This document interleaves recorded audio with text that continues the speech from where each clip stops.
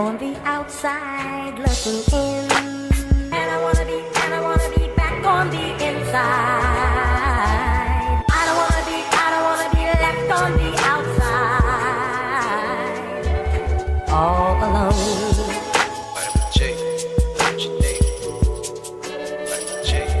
All alone.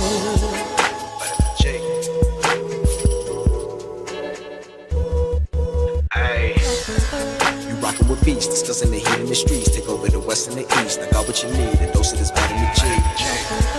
You rockin' with beats, discussing the heat in the streets. Take over the west and the east. I got what you need, a dose of this vitamin G. You rockin' with beats, discussing the heat in the streets. Take over the west and the east. I got what you need, a dose of this vitamin G. Rockin' with beats, discussing the heat in the streets. I got what you need, a dose of this vitamin G. You rockin' with beats, discussing the heat in the streets. I got what you need, a dose of this vitamin G. You rockin' with beats, discussing the heat in the streets. Take over the west and the east. I got what you need, a dose of this vitamin G. Vitamin G. Vitamin G. Got what you need. I'm on the outside looking in, and I wanna be back on the inside. I don't wanna be left on the outside, all alone. Vitamin G, got what you need. Vitamin G, got what you need. All alone. Vitamin G. Discussing that heat in the street, and we got just what you need on Vitamin G. You rockin' with beats, discussing the heat in the streets. Take over the west and the east. I got what you need, a dose of this vitamin G. You rockin' with beats, discussing the heat in the streets. Take over the west and the east. I got what you need, a dose of this vitamin G. You rockin' with beats, discussing the heat in the streets. Take over the west and the east. I got what you need, a dose of this vitamin G. Rockin' with beats, discussing the heat in the streets. I got what you need, a dose of this vitamin G. You rockin' with beats, discussing the heat in the streets. Got what you need, a dose of this vitamin G. You rockin' with beats, discussing the heat in the streets. Take over the west and the east. I got what you need, a dose of this vitamin G. Vitamin G.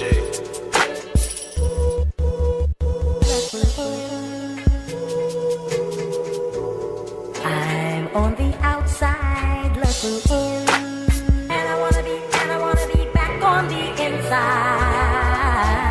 I don't wanna be left on the outside, all alone.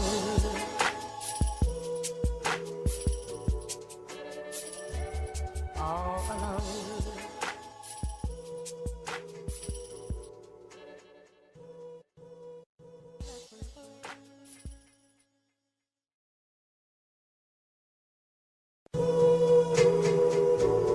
I'm on the outside looking in, and I wanna be back on the inside. I don't wanna be left on the outside, all alone. Vitamin G, got what you need. Vitamin G, got what All you need. alone. Vitamin G. Ay. You rockin' with beats, discussing the heat in the streets. Take over the west and the east. I got what you need, a dose of this vitamin G. You rockin' with beats, discussing the heat in the streets. Take over the west and the east. I got what you need, a dose of this vitamin G. You rockin' with beats, discussing the heat in the streets. Take over the west and the east. I got what you need, a dose of this vitamin G. Rockin' with beats, discussing the heat in the streets. I got what you need, a dose of this vitamin G. You rockin' with beats, discussing the heat in the streets. I got what you need, a dose of this vitamin G. You rockin' with beats, discussing the heat in the streets. Take over the west and the east. I got what you need, a dose of this vitamin G. Vitamin G. Vitamin G. Got what you need. I'm on the outside looking in, and I wanna be back on the inside. I don't wanna be left on the outside, all alone. Vitamin G, got what you need. Vitamin G, got what you need. All alone. Vitamin G.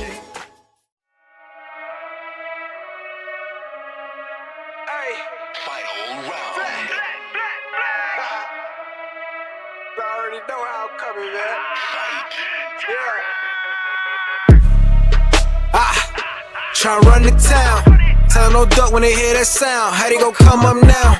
Heavy as the head that'll wear that crown. I'm going pound for pound. And if it's about smoke, then we talk all of that. From an ounce to a pound. Shake it, they biting this now. Cause my drip right out the seat. How could they be? Give me a couple of rounds. Cause I'm a beast when I'm on vitamin G. You see this start crumbling now. Mind struck, start mumbling now. Get the gist, I ain't reaching for cloud. Plot twist, I'm the one with the keys. Clock blitz, know they love how I freeze. Different continents, I be torn. We living life, making yours look boring. See, we win at the end, it's a spoiler warning. Cause I keep heating up, I might blow the whole planet. They calling me toxic like global warming. But they keep tuning in once again and again. I'm the one at the top, just to form a warning. Truly, I'm De Niro when it come to movies. Get De Niro, entertain the groupies. Habanero if you come pursue me. But I hop on the gang, too busy rolled up whenever my girl getting moody. Link up with the gang, we all go insane. Catching them bills on the duty.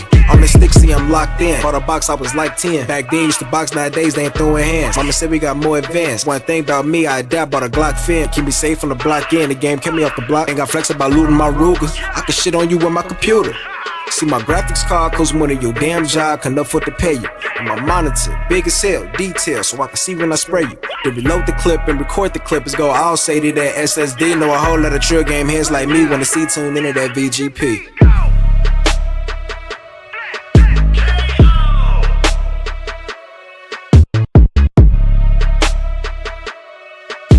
Take over the west and the east, and we got just what you need on vitamin G.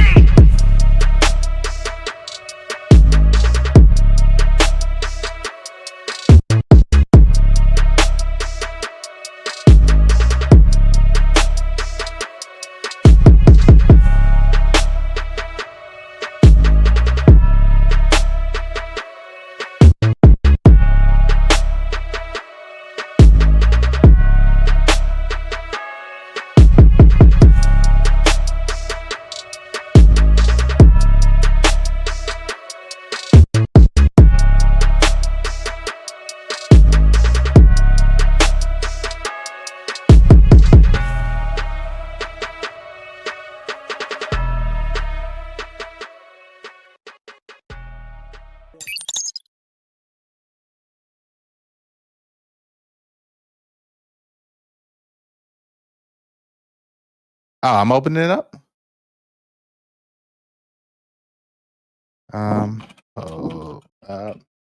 Forward the topics. What is going on, everyone? We have another great day of gaming, and we actually see we have about 4 of us here today on the panel.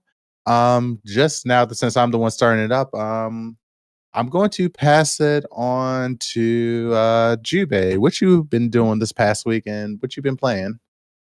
I actually didn't get to play this weekend. Yeah, work came up, so it is what it is. You know, Yeah. That's like that adult life, but we gonna get caught up eventually. I mean, there's things I'm excited about. okay. Get there, Well, like well, hey, man. that Dragon Ball game, man. That needs a demo. I need to touch it. Yeah, everyone's excited about that one, especially actually I just read the official translations of the Dragon Ball Z chapter that release of Beast Gohan. Mm-hmm. It's actually really good. It's cool. It seems like they were talking about how Gohan actually trained a little bit to harness his power instead of just getting angry and using it, and then they kind of ended off with like Gohan and Broly fighting each other. Saying that's a good matchup because they're both like rage fighters. That's So fire. what you're telling me is Gohan is back? Yeah, he might be looking like he's back. Yes, so far he's up there. People are trying to still scale him. He's definitely he's like, people are saying that they feel as if he's more so of like, you know how Vegeta, when Vegeta turned that grade above Super Saiyan Blue, was like, yeah, what was where his hair became shiny? Blue. Yeah, perfect. Yeah, like a perfect blue. They say it's like somewhere on par on that level. But apparently he actually did perform something that showed like he was a little bit stronger, but he seems to have gotten pretty decent with it. So I'm curious what Gohan has to do, and apparently Broly has been learning how to control his power. So this is interesting. It just sucks that after this chapter we gotta wait for a little while. But I think this is also a good opportunity to kind of give the mantle to someone else. I mean, Toriyama's gone, you know what I mean? They can do some interesting things. We'll see. Yeah, they did say that Goku did say in the chapters that he feels safe now than realizing that Gohan can actually protect the Earth while Goku is training. Yeah. So I want to see some crazy stories and villains, you know, with Gohan coming in here and handling business. yeah, and also go. The What do you say? Frieza.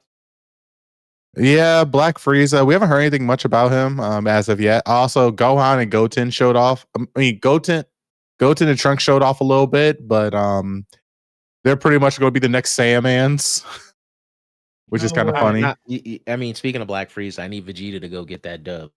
He's been owed. He's been owed for so long.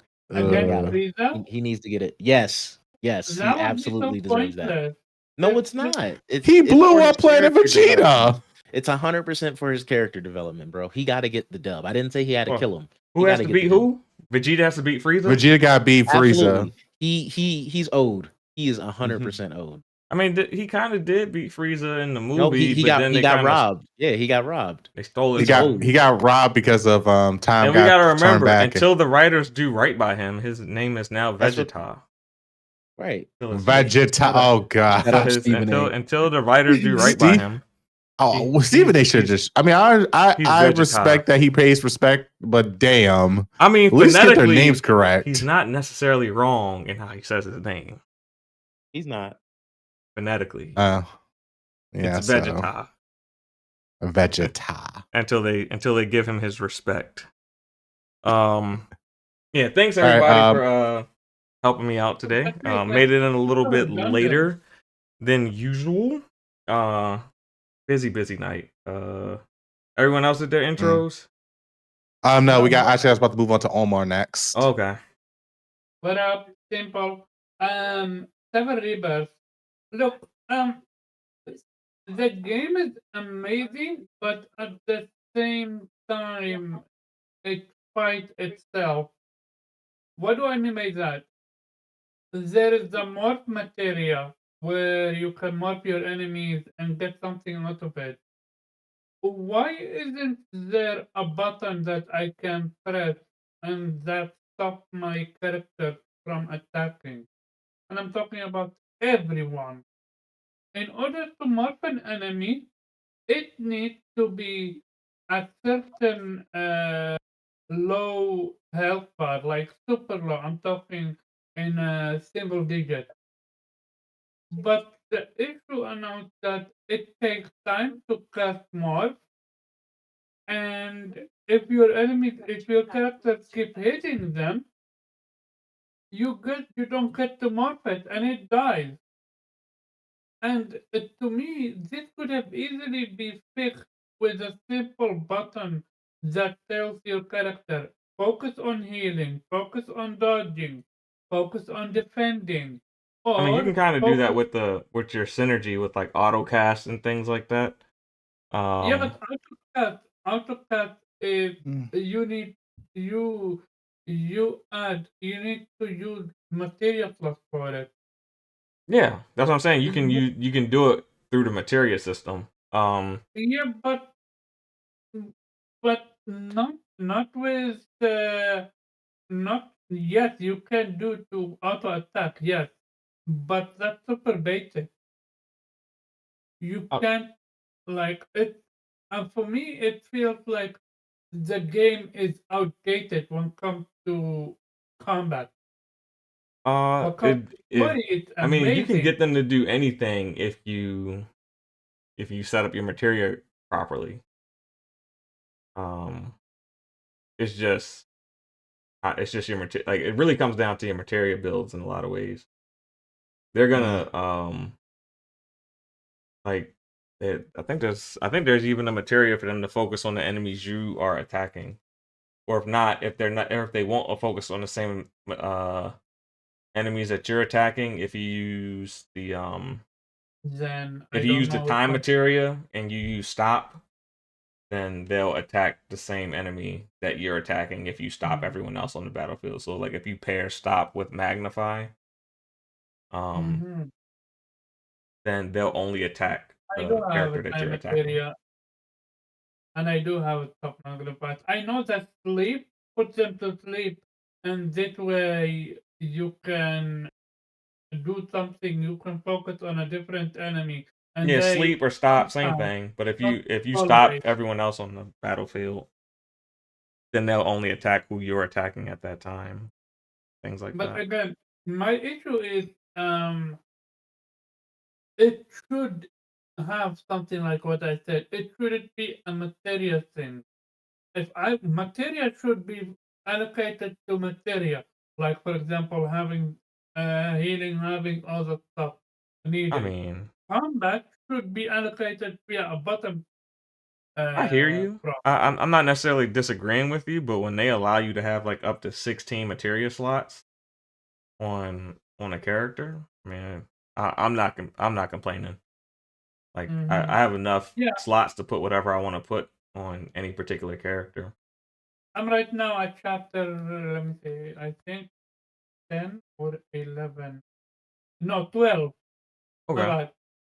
bad. Um, Yeah, because which enemy did you say you started fast buffering for in that combat beat 'em up, that mini game? I'm sorry. What was your question? Which character did you start to use fast buffering against in the beat 'em up game mini game? I don't remember. Rufus? Oh, when you're fighting Rufus? No, I fought Shiva and I fought Ifrit, and both of them were a little bit on the faster side. Oh Especially yeah. especially Ifrit. If When I did it, I didn't have a choice to change between fighters. It was just Cloud. you Okay. can change fighter, All you right. need to fight. I Did you didn't. not fight Ifrit? I beat everyone except Sephiroth. That's the only one I didn't beat. Okay. Yeah, because I started. his movements annoyed me. Like you I can't really tell the difference between an uppercut and a hook. Yeah, that's my biggest issue with Ifrit. Even when I dodge what he told me to do, but here is the thing that helps. If you press pause while he is about to make a move, if you know what he is doing, all you need is to hold the button wherever you see him pressing, Yeah. and you dodge it. Yeah, I'm sure I could have cheated like that, but Yeah, I mean the issue is the difficulty is so unfair. It's like it's not even fun anymore. yeah, Um, I made it once I got the rhythm, I was cool, but Sephiroth was just like all his punches looked the I same don't have basically. Sephiroth yet. Yeah, Sephiroth Maybe chapter all his punches 16. look the same. So Mm. a little But bit. yeah, that's about it for me. In Final Fantasy 12, I mean 7 remake, Rebirth. I am at chapter 12. How many chapters do I have left? 3, right? 2. 2? Yes. Okay. You So got yeah, 13 super and close. 14. Yeah, super close. I do know that the last chapter is atrociously long and it's story content only with boss fights and stuff like that. But it's no longer open world. Yeah, But the open world dies once you get to the Temple of the Ancient. yeah. And when do they lock you out of going back and do previous stuff?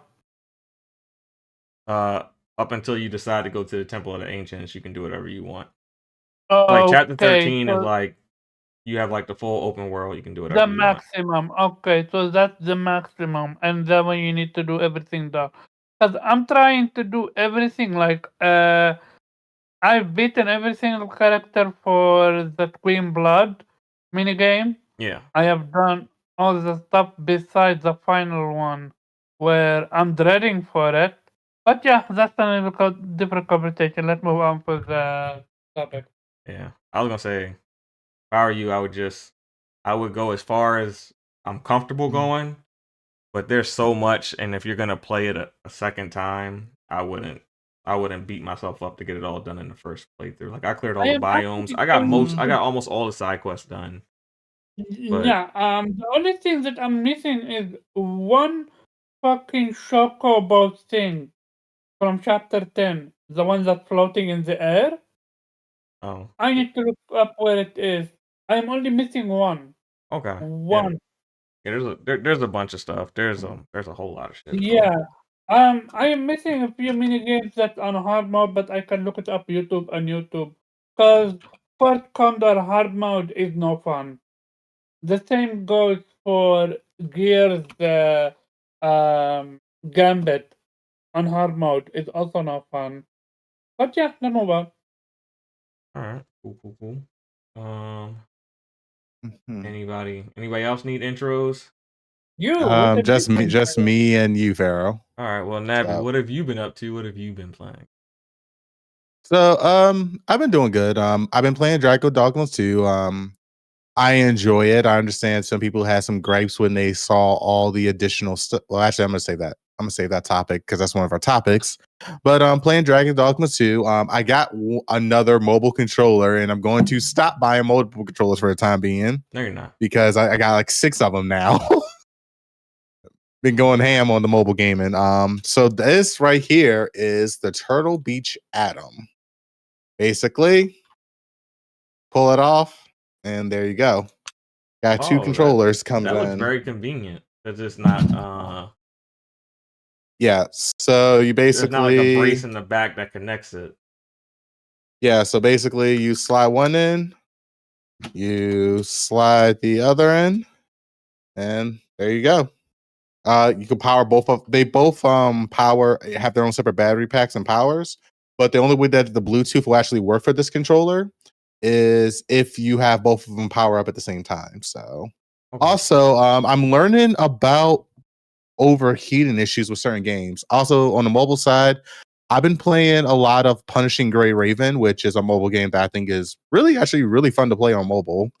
I tried Call of Duty Warzone and Tower of Fantasy. Those 2 open world games sets my phone on fire.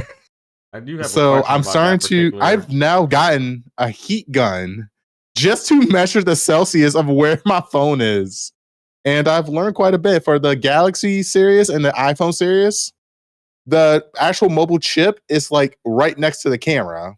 Okay. And everyone, even with the iPhone 15, everyone says that when you start like trying to do mobile gaming, these chips get hot, and the surface gets hot to where it's like feels like 50 degrees, around 45 to 50 degrees Celsius, which is crazy because all these mobile games really be cooking these phones. So did more further digging. I figure out we got coolers for the back of our phones. So this is one of Black Shark's little cooler right here. So you hop this thing on the back of your phone, and let's say for instance, you got a battery pack, or you can plug it in. Oh, also I bought a mobile battery pack for this. I'm going on a mobile crazy train right now. So got a mobile little cooling fan back here. Let's see, where do I plug it? Plug it in here. Now this motherfucker. Now I got a fucking game. Like I'm going overboard with this now, but it's actually a fun experiment. Get a handheld for all that. Yeah, at this point, with all the stuff, all the investment I've been doing, but I might as well get a handheld. Right? Does that Atom is it compatible with phones still being in their case? Yes, because it's Bluetooth. It uses Bluetooth.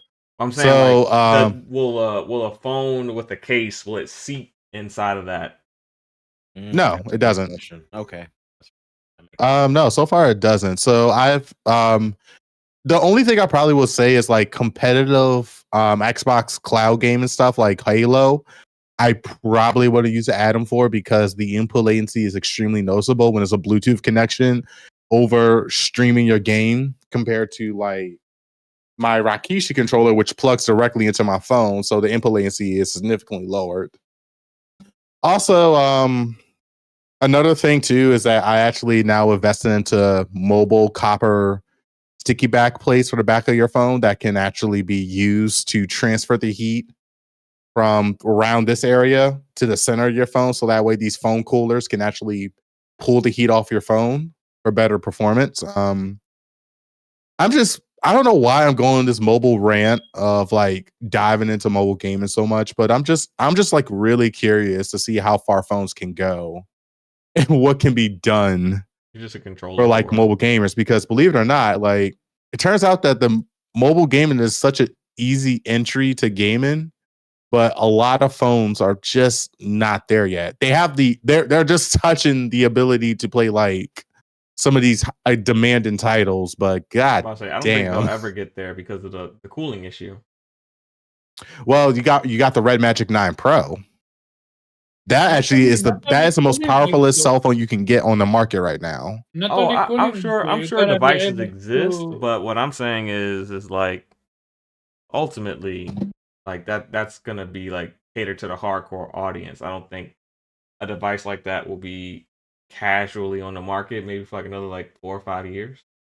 What are you talking about? They've been Red Magic is making around. ROG even got a gaming phone. But I'm saying the casual audience isn't buying that. Like, so the casual audience is buying like mainly Samsungs and Apples. So I don't think Samsung and Apple's gonna be providing, that same type of feature set. Not only is it the cooling issue, there is also the ability to run it. You gotta be able to run it. Yeah, and these phones phone can't. No, actually, I beg to differ. I think they can. They can. I got an S22 with the Snapdragon Gen 1, and with a proper coolant that I apply to it, it has been. I can get a lot more power out of my phone compared to stuff now. It's a Snapdragon Gen 1 is nowhere near powerful as a Snapdragon Gen 3, which is what the Red Magic 9 Pro has, and the Galaxy S24 has. Now, iPhone has their own special Max chip, which is a newer version than their iPhone 15, which is you kind of need an iPhone 15 if you're going to try to play Resident Evil 4 Remake or if you're going to play Warframe. Those are two extremely demanding titles on there. It can run all phones can run Fortnite easily. It's just, like I said, I just been going down a mobile rabbit hole just to see how much gaming can I get in mobile. And I'm pretty impressed with all the technology that's coming out because it's a lot of it.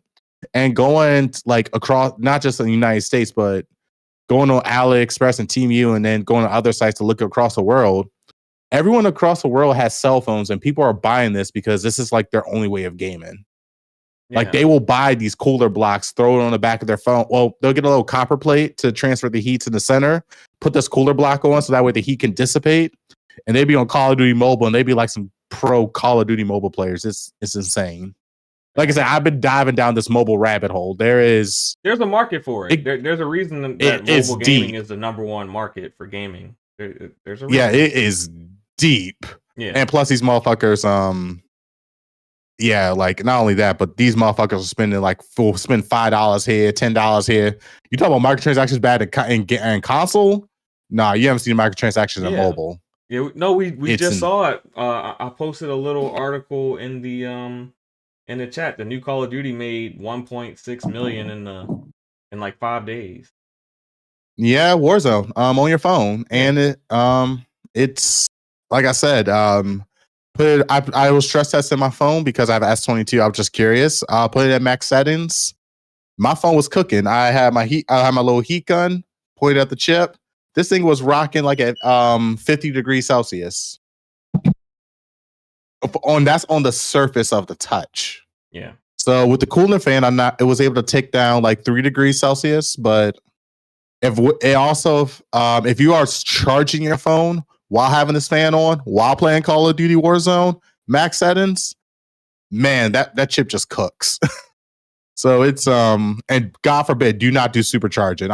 I thought I almost burned my phone with supercharging while playing Call of Duty Warzone. I think these phone companies are banking on that because it gives more reason for people to buy more phones. You're blowing your phone out every couple months on gaming. Well, that's why I'm gonna get that's why I'm going for the Red Magic 9 Pro. That's literally the strongest phone you can get on the market. So, but Yeah, I'm done buying mobile controllers because I have 6 of them now that I need to review. So plus I'm still doing some testing, waiting for some copper plates to come in, and I even got a custom copper plate cut that I'm gonna add some adhesive to help to stick it on the back of my phone to see how well that can transfer heat from the chip to the center of my phone, and then put the cooling fan on to see if the cooling fan can like reduce the temperature. I guess this is more so of an experimental thing for me. It's kind of fun though, because I want to see like can we really get to the point where our phones are like can be a main point of mobile of gaming for some people, even though it is for some people. But I say 5 just years. Console level gaming, I say 5 years. you give it 5. Yeah. Okay. Yeah. It's not I that don't the know. phone isn't powerful enough, it's the cooling aspect. The Yeah. phones are Right more than now, powerful enough to run a console game on that screen size. It's just a matter of the cooling. That's going to be the main killer. And then the whole controller thing. They still have to make better controllers. I mean, they're suitable for people who are already gamers, but for people who are like entering into gaming, they may not find it as appealing. bro, this thing is $120. It's actually good though. Yeah, but like as mobile gaming grows bigger and bigger, that'll be like part of your package when Phone you buy the package. phone. Yeah, when you buy the phone, it'll come with it for free and shit like that. Like that's not really the biggest thing. It's just a matter of form factor and making the controller as functional plus comfortable as possible. Functional and comfortable. Yeah. So, but yeah, as all of us gamers are sleeping on mobile gaming, they're just slowly creeping up and going to. Take over. They're creeping. They have been They're gonna take creeping. over. And in 10 years, we probably won't have consoles anymore. Like next generation is probably our last true console generation. It'll probably just be PC, and you'll probably just have like a GPU built into TVs, and you'll just have access to your favorite store, whether that be PlayStation, Xbox, Steam, Epic. I would like that actually. I think that'd be cool. Yeah, because even then, what that'll do is like a lot of developers, they'll be able to make their own store, and instead of having to buy it through a third party like PlayStation, you can just buy it through Square Enix or Ubisoft, so they all get 100% of their profits. I mean, that's probably where it's gonna be like in the next 10 years, most likely. Because Yeah. I mean, Yeah. So, but I can see it. But as of right now, you too can be a mobile gamer and transfer your phone into like a transformer with all these attachments, like the Game Boy Color back in the day when you had all the off the top of attachments. your head, how much are all those accessories combined that we're looking at currently? You are looking at $140. That's not bad. Yeah, so $140 worth of accessories are now attached to my phone to make the so-called ultimate gaming cooling experience. Okay, that's not horrible for gaming on the go. Depending on your situation, that's not bad. So I mean, like I said, it's funny, but it's like it's kind of cool at the same time to me. Like it's not necessarily the best place to game, but I'm just getting entertainment just to see what my S22 can do, even though I know that I'm going to save it for the Red Magic 9 because AT&T, this phone is almost paid off. So AT&T is like, hey, you can get the S24. And I'm like, no, Red Magic 9 Pro. Yeah. Better phone.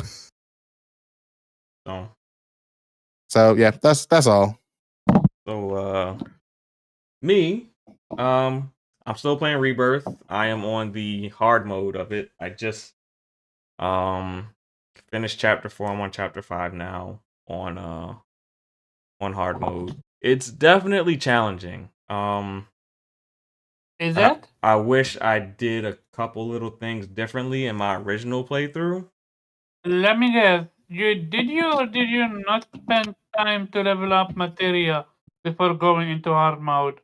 My materia is mostly leveled up. I mean, it's only very few materia that aren't max level, and those are the ones that require like 15,000 AP just to get it maxed out.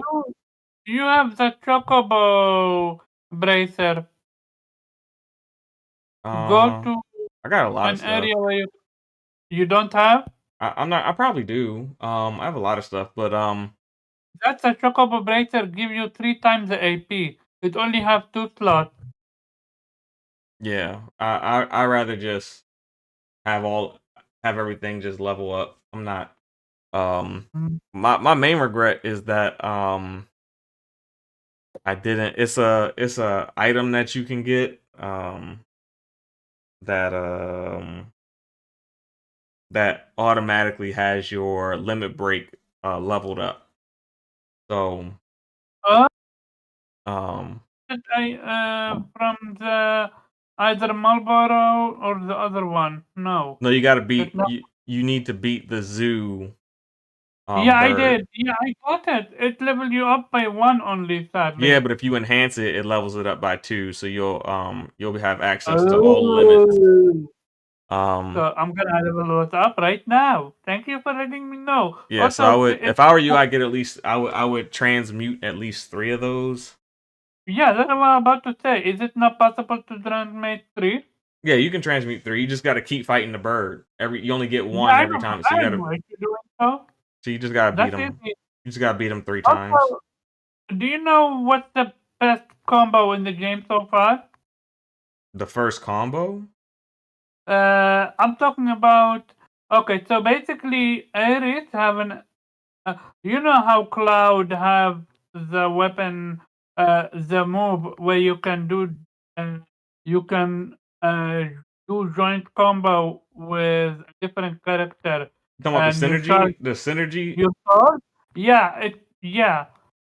Ares have one as well with her staff, but Ares have a weapon that give her close to 350 in damage and magic damage, and she does magic damage with this staff. She is broken. Oh, if you get that item that I'm talking about, where your limit breaks are already maxed out, you can create an infinite limit break loop with Aerith. The issue is Aerith not Aerith. The issue is I really wish that I could get my hand on 2 slots instead of 1, because I really want to start with AP with limit break half from the start. Yeah, you just gotta get the well, if you get, all right, I so have it. there I is have it, but I need to prioritize this, or I need to prioritize the one that give it level up. no, if you do all the combat simulators and you get the I'm gonna butcher the name. The whatever it's called. All right, it starts with a G. Y'all can look it up. The Gadaramung or whatever. If you get that particular item and you get and you do the thing with the limit breaks already being at max level, and you put limit siphon on Aerith, then you can start her limit from battle. You can limit siphon someone and create an infinite limit break loop for your entire party. So you can just like hit a boss with limit breaks endlessly. So I mean, she is very broken. Rated game. Huh? You just gotta know how. Well, you're not really breaking the game, but I mean she's you kinda are if you're starting. If you have infinite limit break. Well, her ultimate limit break is to fill up everyone in the party's limit break. Yeah. So you can just keep doing that. You can just like fill up. You're only really using 2 of the 3. So like if you have like 3 people in your party, Aerith uses her limit break. The other 2 party members get their limit break. So you choose which one of the 3. You choose which one of those 2 use the limit break, and then the other one you take their limit break, and then you give another 2 limit breaks. So it like just creates like an endless cycle. But really, only Aerith and whichever character you prefer is using Mm-hmm. their limit break, really. But it is an infinite loop of limit breaks. So Yeah, I can't wait to get it. so. But in order to do that, I need to beat the hardest combat in the game, right? Which Yeah, is to get the well, you can do it without it. You just got to build up at least one limit break, and then once you build it up, you can start the infinite loop. But if you get that gotta whatever, I if you have the siphon. I have the siphon. I have it. yeah, once you get the gotta Ramung or whatever, once you get that, you start the battle with a limit break already. So you can start the infinite limit break loop from the beginning of the battle. Wait, maybe I can level up the one that I got from beating some mini game. I got the one that they make you start with half your limit break. There is one that or starts with half your limit break, yeah. I mean, if you Yeah, had 2 of those, then you could do it too. I can't though, unless I can transmute it. I got it from a mini game. That's why. Yeah, but you can get more than one of those. So if you have 2 of them, you can start it. But yeah, I mean, How yeah, can I get there's more? a way to have Aerith be very broken. How can I get more? I didn't know Um, you. you might have to I'll do it look on it the up. second. Might have to do it on your Sure second about. playthrough, but I don't think it's limited to having one of them. Yeah, second playthrough. So what about the move that I love so much? Soothing. Does that help you in hard mode? Uh, it can, but not really. Mm-hmm. It like um hard mode forces you to like use a little bit of everything because like um the hardest boss I fought so far was in the on hard mode was in the Mithril Mines. That's pretty tough Wait, why? because You you're only have, fighting with Barret and Red 13, and he's just a lot harder on hard but mode. You have to he use has electricity, right? unless you use well, you got to make sure you have lightning equipped, and Yeah, that's what I'm trying to and say. you have to use So this. You have that, to use their synergy skill, Iron Defense. If you don't use Iron Defense, you're not gonna beat that boss anytime soon. You have to use Iron Defense when he uses certain Mhm. attacks, and then when you get out into the grasslands on hard mode for the first time, there's one set of enemies that they're just extremely difficult to beat because they like rain down all these projectiles on you. Mhm. So you got to get them before they get you. I mean, hard mode definitely. I'm not going to like. It's not like And you can't use cushion, right? you can use cushions. You just can't use Wait, items. no way. You absolutely can use cushions? I think you can. You can use the bench. No way. Oh, you can't? I don't know. I haven't tried. I just assume that like I No, never used the it benches shouldn't. anyway, It but I would shouldn't. assume you could use the benches. It shouldn't. No, it shouldn't heal up your MP. It Yeah, will yeah, only your heal up MP won't get healed HP. up, but you can use the benches to heal up HP. Okay, yeah, But that yeah, you you can. can't use any like I know you can't use any potions or ethers or anything like that, but I would Yeah, assume you could use the benches but that's good thing for the most part. I never use potions. because Despite the fact I have 99 of them. yeah, because I mean, The if only you can't use the benches at the chocobo stations, then it's just like they're kind of a waste of time because that means you got to travel to a specific location just to use a bench. yeah. Like it's the The it's only the open world. You can like in hard mode you can fast travel anyway. They might as well let you use the cushion should be the one item they let you use. I say that much. If you yeah. can. The only time I started using potions is when I was playing at cassette at the very close to chapter 11 or 12. 11. No, I definitely used potions on normal mode because normal dynamic whatever you want to say. I definitely used them there because of the item master materia or whatever the item I economizer whatever know they what you're call it. talking about. I really wish I could combine the material that make your item does double efficiency, and also the one that give you the ability to have what do you call it, um free item use. Oh fuck you! This one is dropped. Yeah, I mean, Oh, okay.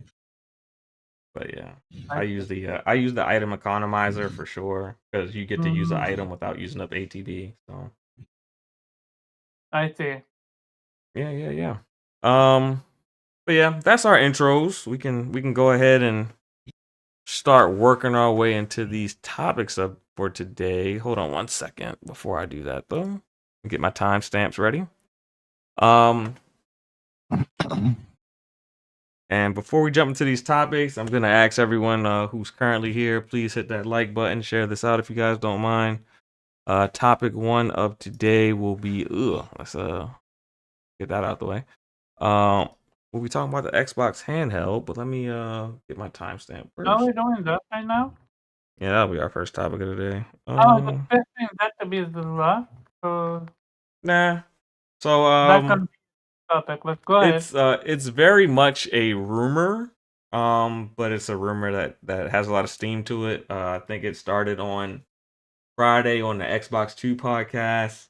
I thought Phil Spencer even talk about that He's or something talked like about Well, a handheld, but he hasn't talked about like Xbox developing one. He's just talked about that. what he would well, want, what he wants when he plays a handheld. He wants it to feel like Okay. an Xbox experience. But the rumor started with Jez talking about Xbox working on handhelds.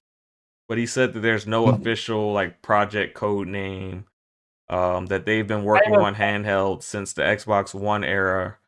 And just because they're working on it doesn't necessarily mean they're planning to bring one to market anytime soon. But yeah.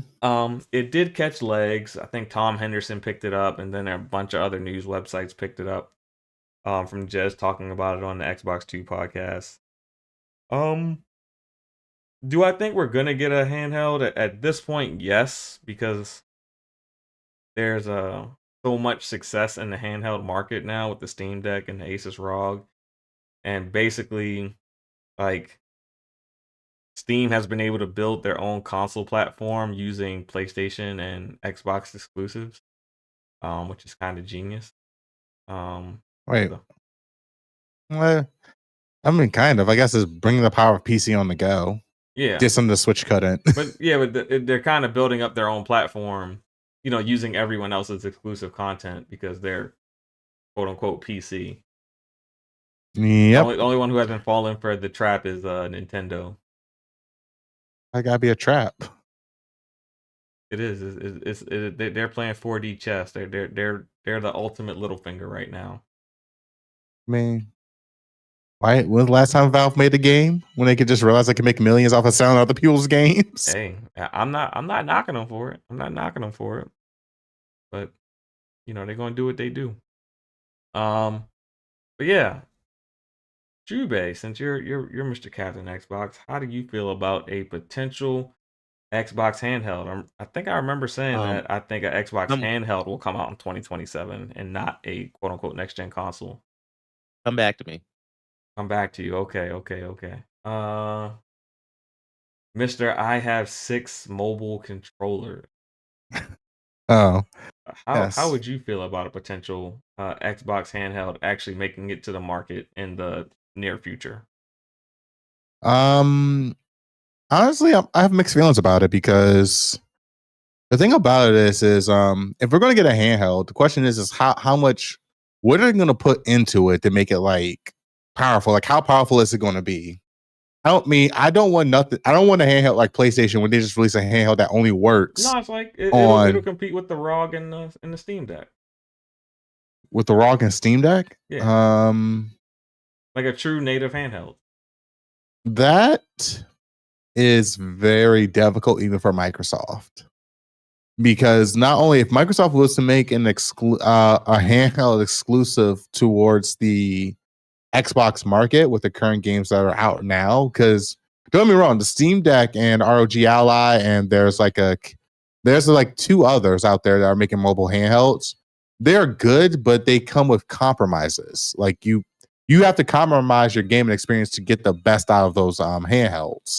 Mm-hmm. If Xbox was to do something like that, like it could be, I could see it maybe being like a 720p handheld gaming where you can play your games on the go at like a lower resolution, and then it goes to saves your game to the cloud. It will be a very interesting it'll be a very interesting device that to try to see if they can compete with the other handhelds on the markets. Plus, if it's been Xbox, I know it's going to be exclusive just to Xbox games, which can not someone hinder necessarily. it? 'Cause, I mean, it can run on Windows. So they're going and to allow have you to a- run the it- Steam OS? Yeah, I mean that's possible. I mean, Well, that's just speculation. yeah, we're speculating right now. If they did, I'm gonna be honest. Like The thing that could be I don't think exclusive is the Xbox OS built into the Xbox handheld. Yeah, that they could will be have the to. exclusive part is the actual OS and having like a native Xbox experience on the handheld versus what you get Yeah.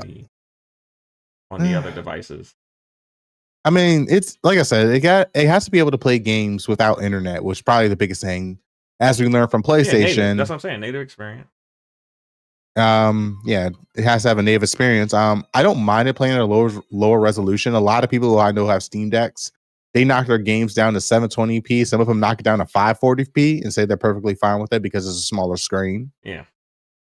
So I could see it happening. I could see it being like I can see they're going to try and make its own console, saying, "Oh, you can use cloud gaming and play some games," but that also means that now they got to develop drivers for most games or downscale their whole library just for it to run on that mobile console, which it's doable for Microsoft. It's doable. Are they going to do it? Who knows? They're already doing it on phones and everything else. So because of craziness, you can already use. I want to have this.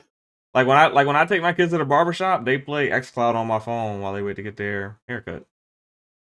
Maybe we should get your kids this then. Nah, they go with touch controls. They 6 and 7. They don't need all that.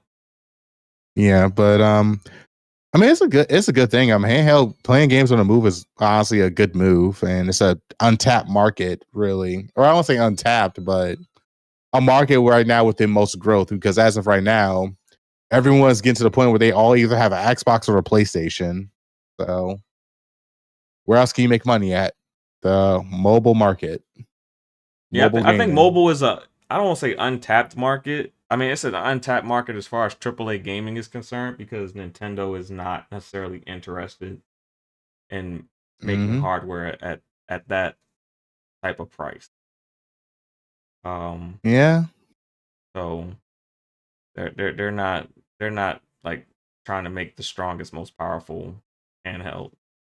Whereas that's a little bit more attractive to the other companies. Yeah, I mean, what else can you make if everyone has a console? Who else is going to buy consoles at this point if everyone already has one? Yeah. So I mean, you could buy accessories. I mean, how many controllers can you buy for your Xbox? Heck, kids don't even come over no more. There are a lot of people who would be willing to, like, as a PlayStation owner, I'm willing to have an Xbox handheld instead of like having an Xbox console.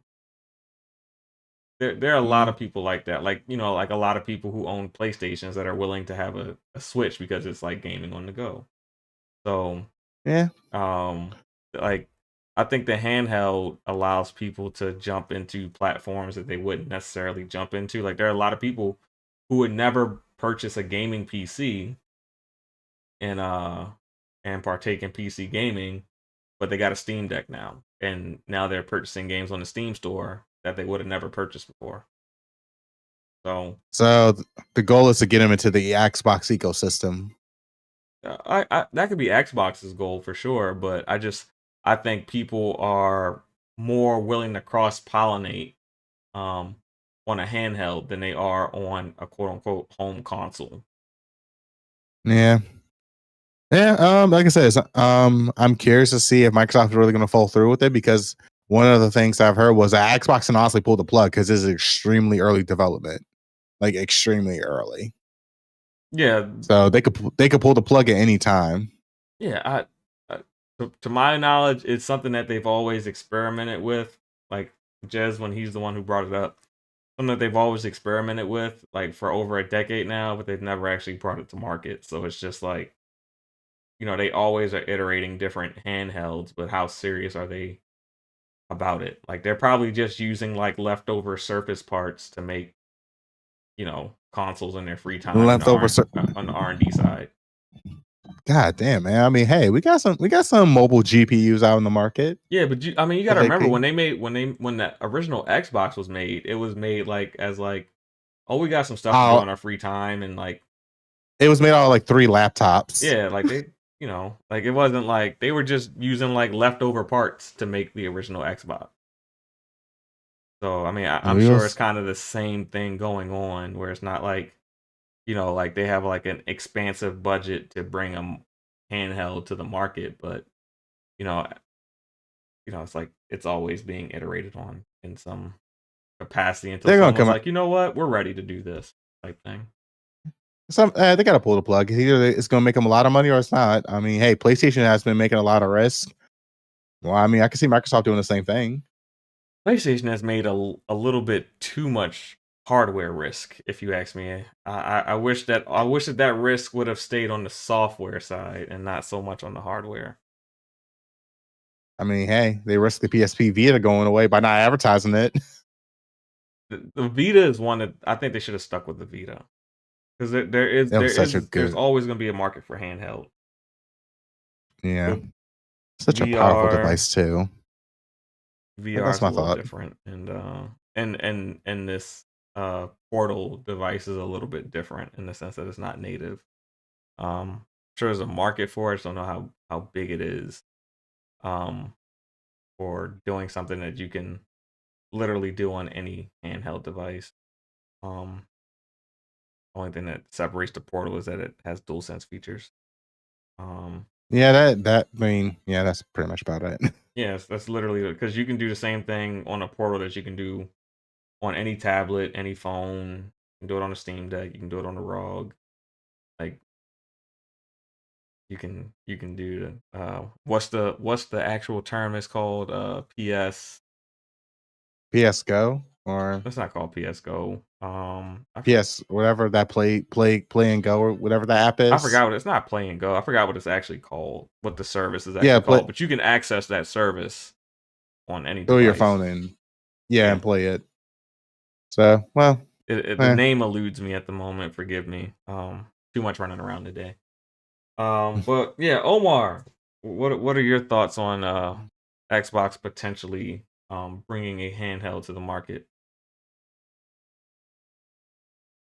Yes, I genuinely have nothing to add to this one. Okay, that's fine. Because of how Xbox is moving, I'm pleased to see what it's gonna do, what offer.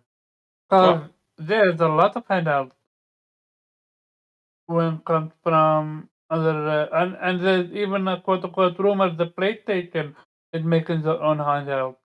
Yeah, I think everyone's gonna dip their toe into this handheld market at some point. I'm not saying it's gonna happen anytime soon. I predicted 2027 that Microsoft would release a handheld. Because I don't think new consoles are coming out till like 2030. That's just where I'm at. Some people.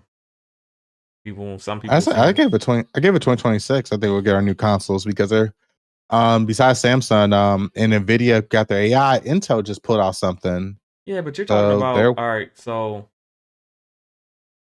my reasoning for me saying 2030 is the PS5 Pro is coming out this year. So I don't see PlayStation 6 coming out 2 years after the PS5 Pro. I don't see that happening. Xbox just signed their chip deal for their next console.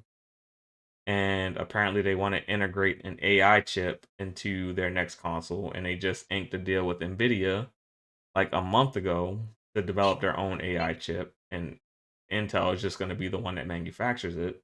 That's going to take time. Like I don't see those products being fully developed and ready to mass produce and put to market. Like cuz you still have to have you have to make the console. You got to go through testing and things like that, you know, before you actually release a next generation hardware to the market. So I don't see it happening in 2 years. I think 2.5 years is a little too fast for my taste. But I can see the handheld, reaching in that time period per se. But I just can't see a next generation console from Xbox or PlayStation in that time. I think 2030 makes perfect sense with what COVID did to the gaming industry and how it pushed development back and all types of other things. And then the rising cost of these chips. 2030 sounds like 20, like you announce it in 2028, 2029. Maybe it comes out holiday 2029, which is basically 2030. Like that's like the earliest I could see it is 2020, like holiday 2029, which is basically 2030. I got you. Well, we will see if they want to go into. Everybody wants to get. I think it's more so, even though besides being handheld, I think the biggest thing is just everybody wants to get every single customer in their ecosystem so they can spend more money. I think that's the biggest overall goal. Oh yeah, definitely. And I gave Jubei extra time. Yep. So Captain Xbox, how you feeling about this potential Xbox handheld? If they can make it as close to the console experience as possible, I think it'll be fine. Like I expect to turn this thing on and it goes through an Xbox boot screen and Remote I'm on play, an Xbox yes. dashboard. As opposed to like using it for remote play or something like that. Like I needed to Only boot for remote play. No, I needed to boot into the Xbox OS, like period. And with the option to maybe do like a desktop. So if it was like the ROG where it had like Windows natively built into it, but it had a proprietary Xbox application Right. that made it run just like an Xbox, you'd be cool with that. Right. Or Absolutely. so you could access your Steam games and still get into your Exactly. They can give us a Yeah. place for all of it. And now you also have an alternative to the Series S case. That's probably on par with that. So You're a little low, by the way. that better? Yeah. Yes. Yeah. It being like like I honestly wanted like a handheld to take the place of the S at some point. To I don't think it will further, take the place. I think it should. If it docks, I think it will be like a 7020p I think thing. it should, and it has a dock. I think if that it docks, it that can. should If the replace dock S. gives it the power to be like kind of at the same power as the S, I see it. Yeah. I think if it had like a discrete like GPU in the dock, and nothing crazy, just enough to get it to match the S, I think that'd be really fucking cool. I really don't think you need a 1440p gaming thing. I think probably 720. Are you okay with 720 mobile game for mobile gaming? And they You're are not talking about working mobile. with. You're talking about when you dock it, it has the same power as the S. So Oh, it basically a docking. replaces the S. So when it docks, Right. it basically replaces what the S does. Yep. I got what you're saying. Pretty much. Even still, I don't think that will replace the ass completely, because I mean a removable thing means that it will have limitations no matter what, and the cooling system will be limited. It's a handheld though. That's expected. It's a handheld. Yeah, you gotta be okay with 1080p gaming at that point. It's a That's handheld. kind of Actually, no, I'll take that back, because the ROG Ally can't. It doesn't matter. Yeah, the ROG Ally, there was a way to make Steam Deck and ROG Ally to perform better with attaching external mini GPUs to it. Like I said, people have made it possible, so I'm pretty sure they can make it possible with this as well. Absolutely. And they are working with the Surface team on this, so we're probably going to get some quality hardware. Like, I mean, Surface is what it is. It's been around for fucking forever. They are At least I well know built, the screen. surfaces, for the Yeah, most part, from what I've seen. yeah. It's gonna be in good hands. I don't think it's gonna look dumb or anything when it comes out. I mean, Huh. I don't know. Like I'm cool with it.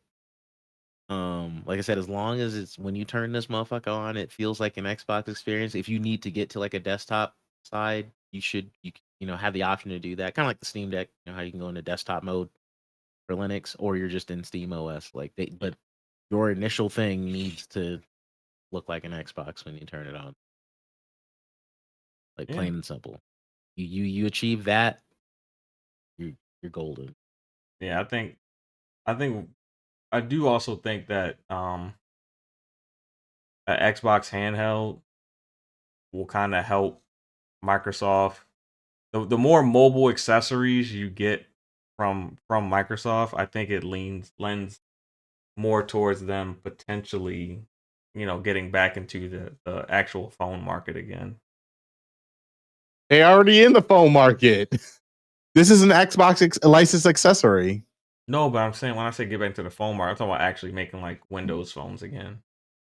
The more accessories, the more people are used to using, you know, Microsoft devices as mobile devices. They should make a gaming phone, compete against the Red Magic 9 Pro, and be like, we now got the most powerfulest phone on the market. The issue with them, the issue that they ran into with the phones is that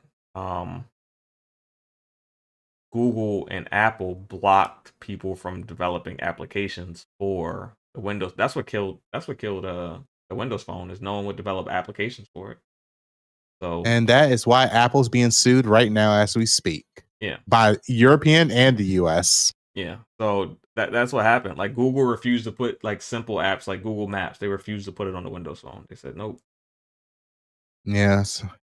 Well, yeah, that sucks. That's what interesting really to see did it, though. that's what really did the phone in, was just lack of application more than anything else.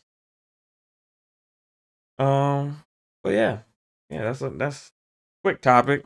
Xbox handheld, not much to talk about there. It's just potential hardware. But our topic number 2 of the day, Dragon's Dogma 2. There has been quite a lot of buzz around this game. Some good, some bad. But it seems like for the most part, gamers are enjoying it. Forgive me, I did not look at the meta for that particular game. It's sitting on 78. Sitting at a 78? On PC, it's 90. It's a 90 on PC, but it's a 78 on console. Yeah. Yeah, and it's sitting at mixed reviews on Steam right now. What game? Dragon's Dogma 2. That's a wild variance. 78 No, so the thing about Dragon Dogma 2, it got review bombed like crazy. Yeah, but it had issues. That's why. I mean, no, it's actually more so the microtransactions of it, but the issues are not too bad. The microtransaction, and also the fact that you couldn't start your own save. You can start a new save. You also would skip. I'm not. It's a Steam, I think, issue that they're trying to fix. It seems like it's a vocal minority, because I haven't seen anybody complain about the game that's also like posting like gameplay and clips like that. That's why it got review bomb. Between that and the atrocious FPS count, you can say whatever you want. They have 230,000+ concurrent players on Steam. People are playing and enjoying the game. It's a vocal the minority. FPS is. I'm about to say the FPS is it's not as bad as they making it seem. It's not even capped on PC. We can go as high as we want, or as our hardware will allow us to go. Yeah. So it's definitely a vocal minority when it comes to this particular game, because too many people are playing it and having fun. It's selling like gangbusters, despite the quote unquote review bombing that's taking place. Yeah. I mean, I'm not saying the game doesn't have its problems. I know. But I mean, I don't know. It's actually pretty interesting because we have a person that's actually playing it. So Nappy, what's up? So basically, I'm gonna start off with the performance of the game. So, of course, games when they first come out, they have a little bit of performance issues. For Dragon Dogma is such a unique case because Dragon's Dogma, after like me and my friends played it and we did a little research. So if you go into towns, there is a CPU bottleneck when you go into town until like the biggest town when you get early in the game. When you're out in the field, you may experience a GPU bottleneck where it's not even utilizing the whole GPU. So we're just like, this is weird. We have never seen anything like this where it's like it's not it's one game that actually utilizes all the threads on your CPU, but at the same time, like the AI for all the NPCs are all like CPU pound heavy, and the one way people have solved it is by just killing everybody in the town because then there's no NPC using AI for CPU computing. Oh, which is brilliant. Which is hilarious, but yeah. So you have a ghost. Yeah, if you want to, but get a smooth experience. Gotta go in a murder spree for better FPS. So maybe that was the intention. Also, I'm sorry. Go on. I said maybe that was the intention all behind the whole time. Yeah. So that's one way of going getting FPS is just going a murder spree and start murdering everyone in towns to free up your CPU usage. Also, the microtransactions is a big deal. So when the microtransactions first came out, we did not see no microtransactions in like the pre-sales or anything else. Basically, it's they added items like basically camping gear, fast travel. Like you can pay for that. You can pay to recustomize your character again. And a lot of people see it as grimy. But and this is the one thing I have to say to that. Where the hell was all this energy with Devil May Cry 5? You could literally spend like a couple of red orbs, like maybe $20, and have Nero's entire moveset unlock at the very first level. I have a question. What's up? I have a question. What does have DMC 5 have to do with anything? Because you can pay to progress your level. People not keeping the same energy, basically, is what he's saying. And I can see I can see where he's going because I just played Tales of Arise and it was very. And you can start at level 50 at the first level if you spend like maybe $30, not $20, buy 5 like level 10 packs. You can start the game at level 50 and just breeze through it if you wanted to. Yeah, I mean, nobody complained about that. Yeah, it's a lot of games that are single player that aren't quote unquote live service that are very microtransaction heavy. Resident Evil 4, but you can buy all the gear to level up your guns to max before you even unlock the gun. But just like with Dragon's Dogma, all those games allow you to achieve those things in game without paying for it and making it not overly taxing either. It's just it's not. You get an abundance of it. Yeah, it's just an option to circumvent the grind that it takes. With most it's not even that bad.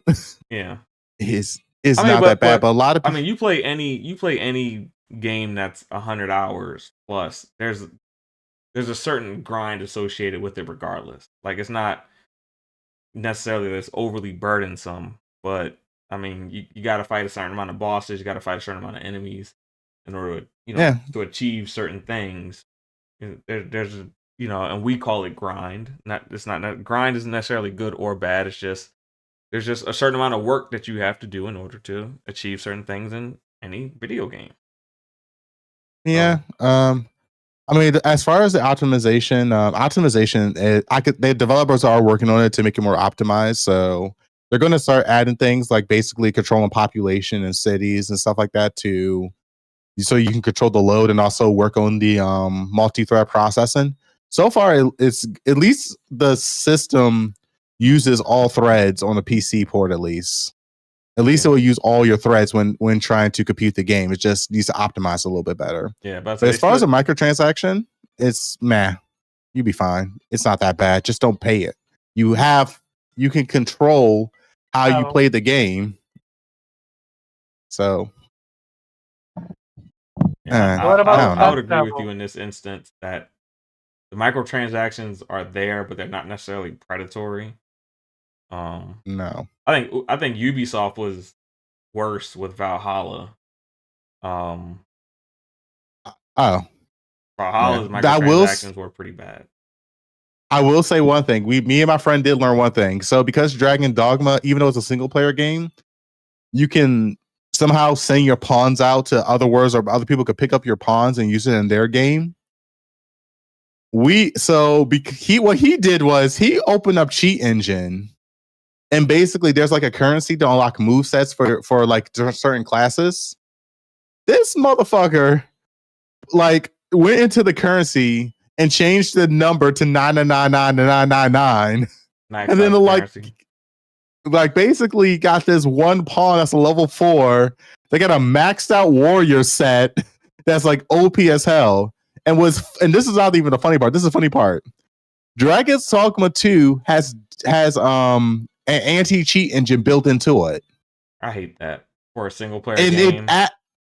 it activated. So this is what the anti-cheat does now. So we've learned the anti-cheat will actually will make it where other players cannot use your pawn. So that means that your pawn cannot gain the rewards for being used in other people's sessions, because they say it is a cheating account. But you can still use other people's pawns. So my friend's like, did I just get banned? No, your pawn gets banned.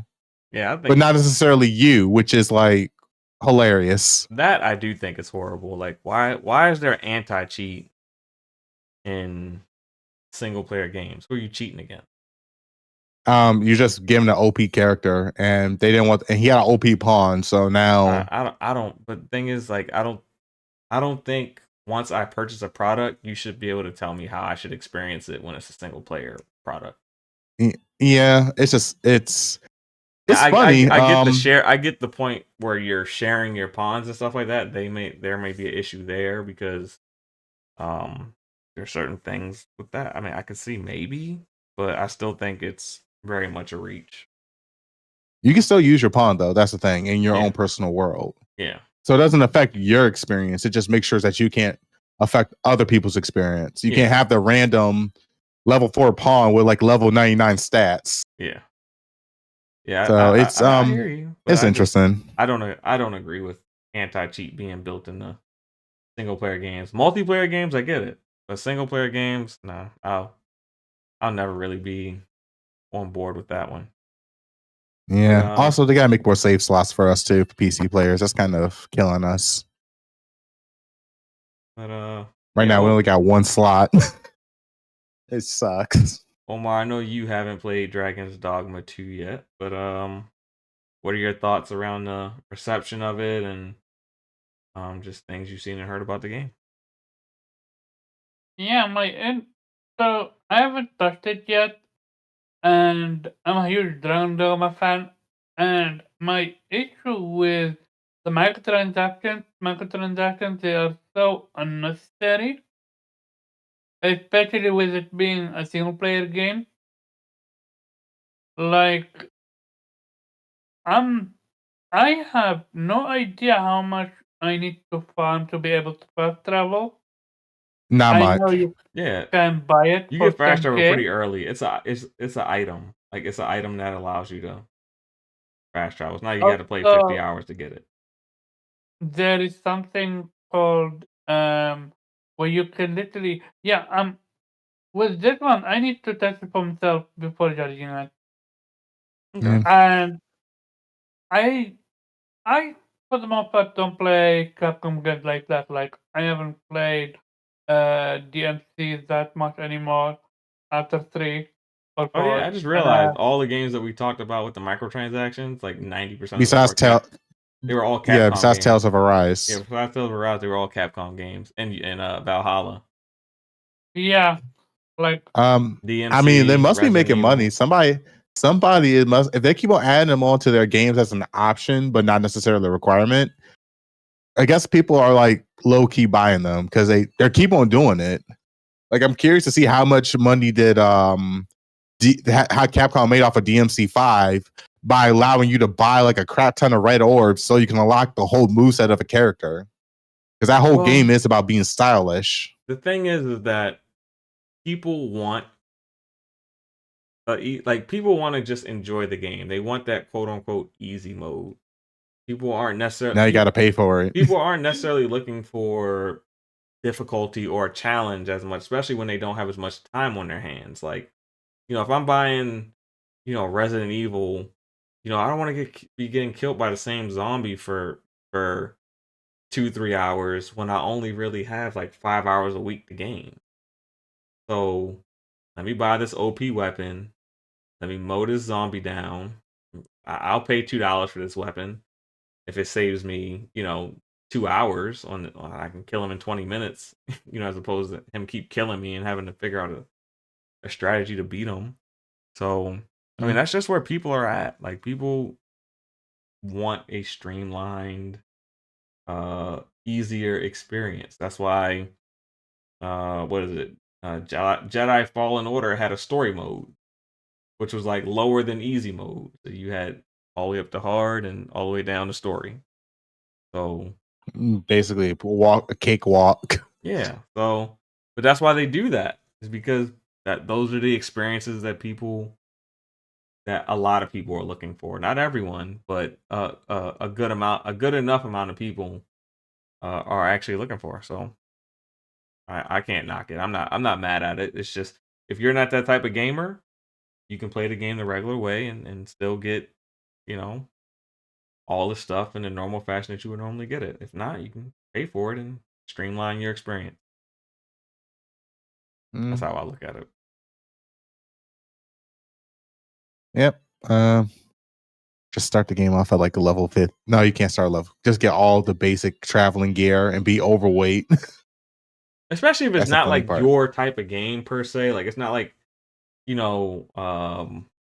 I guess a game you want to play and enjoy, but it's not like the game of the year that you're looking forward to, but it's a game you want to play. Like, I don't mind if you pay like $10 to be like at level 100 and beat the game in 15 hours, as opposed to having like...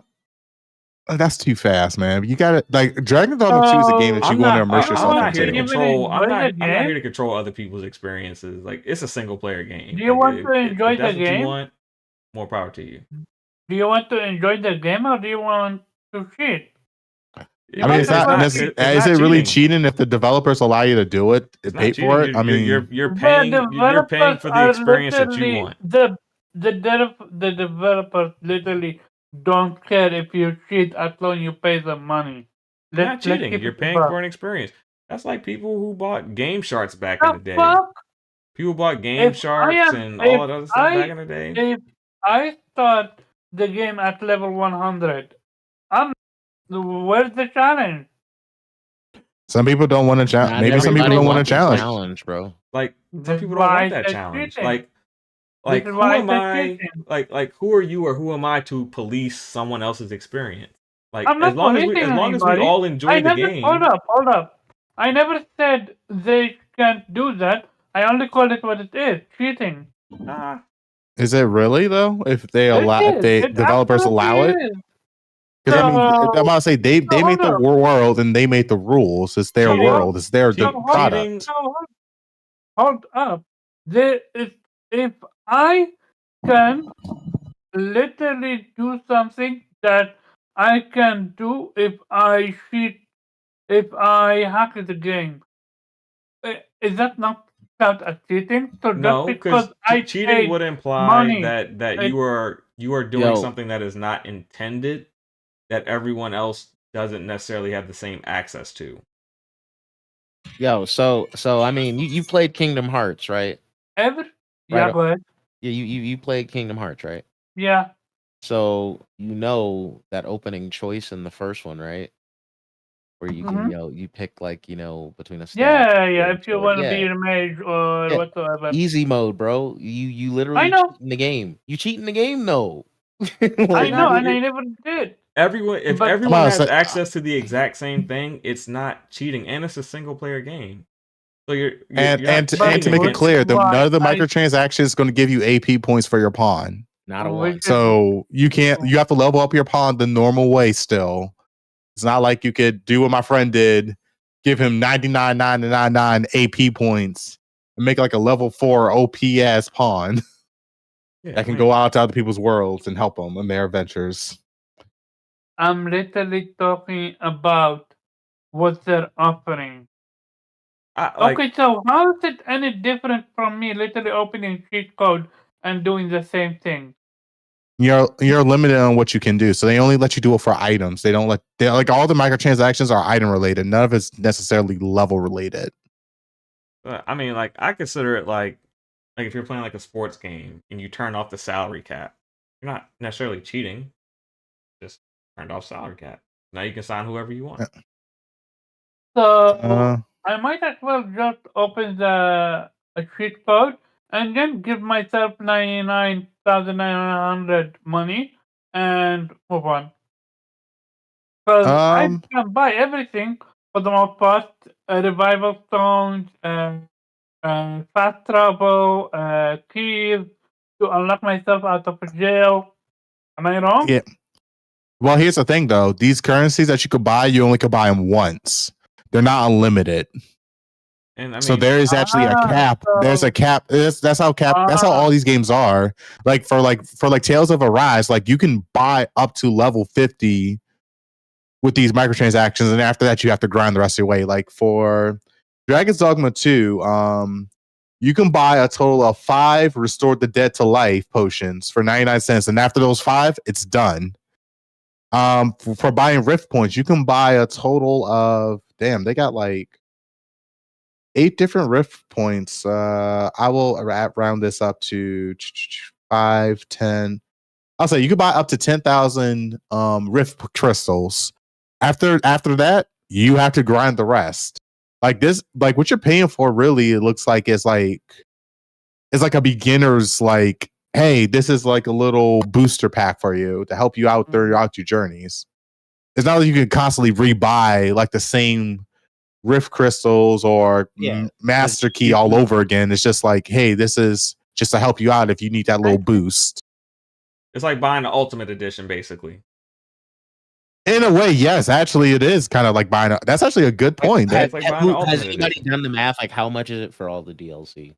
$41.79.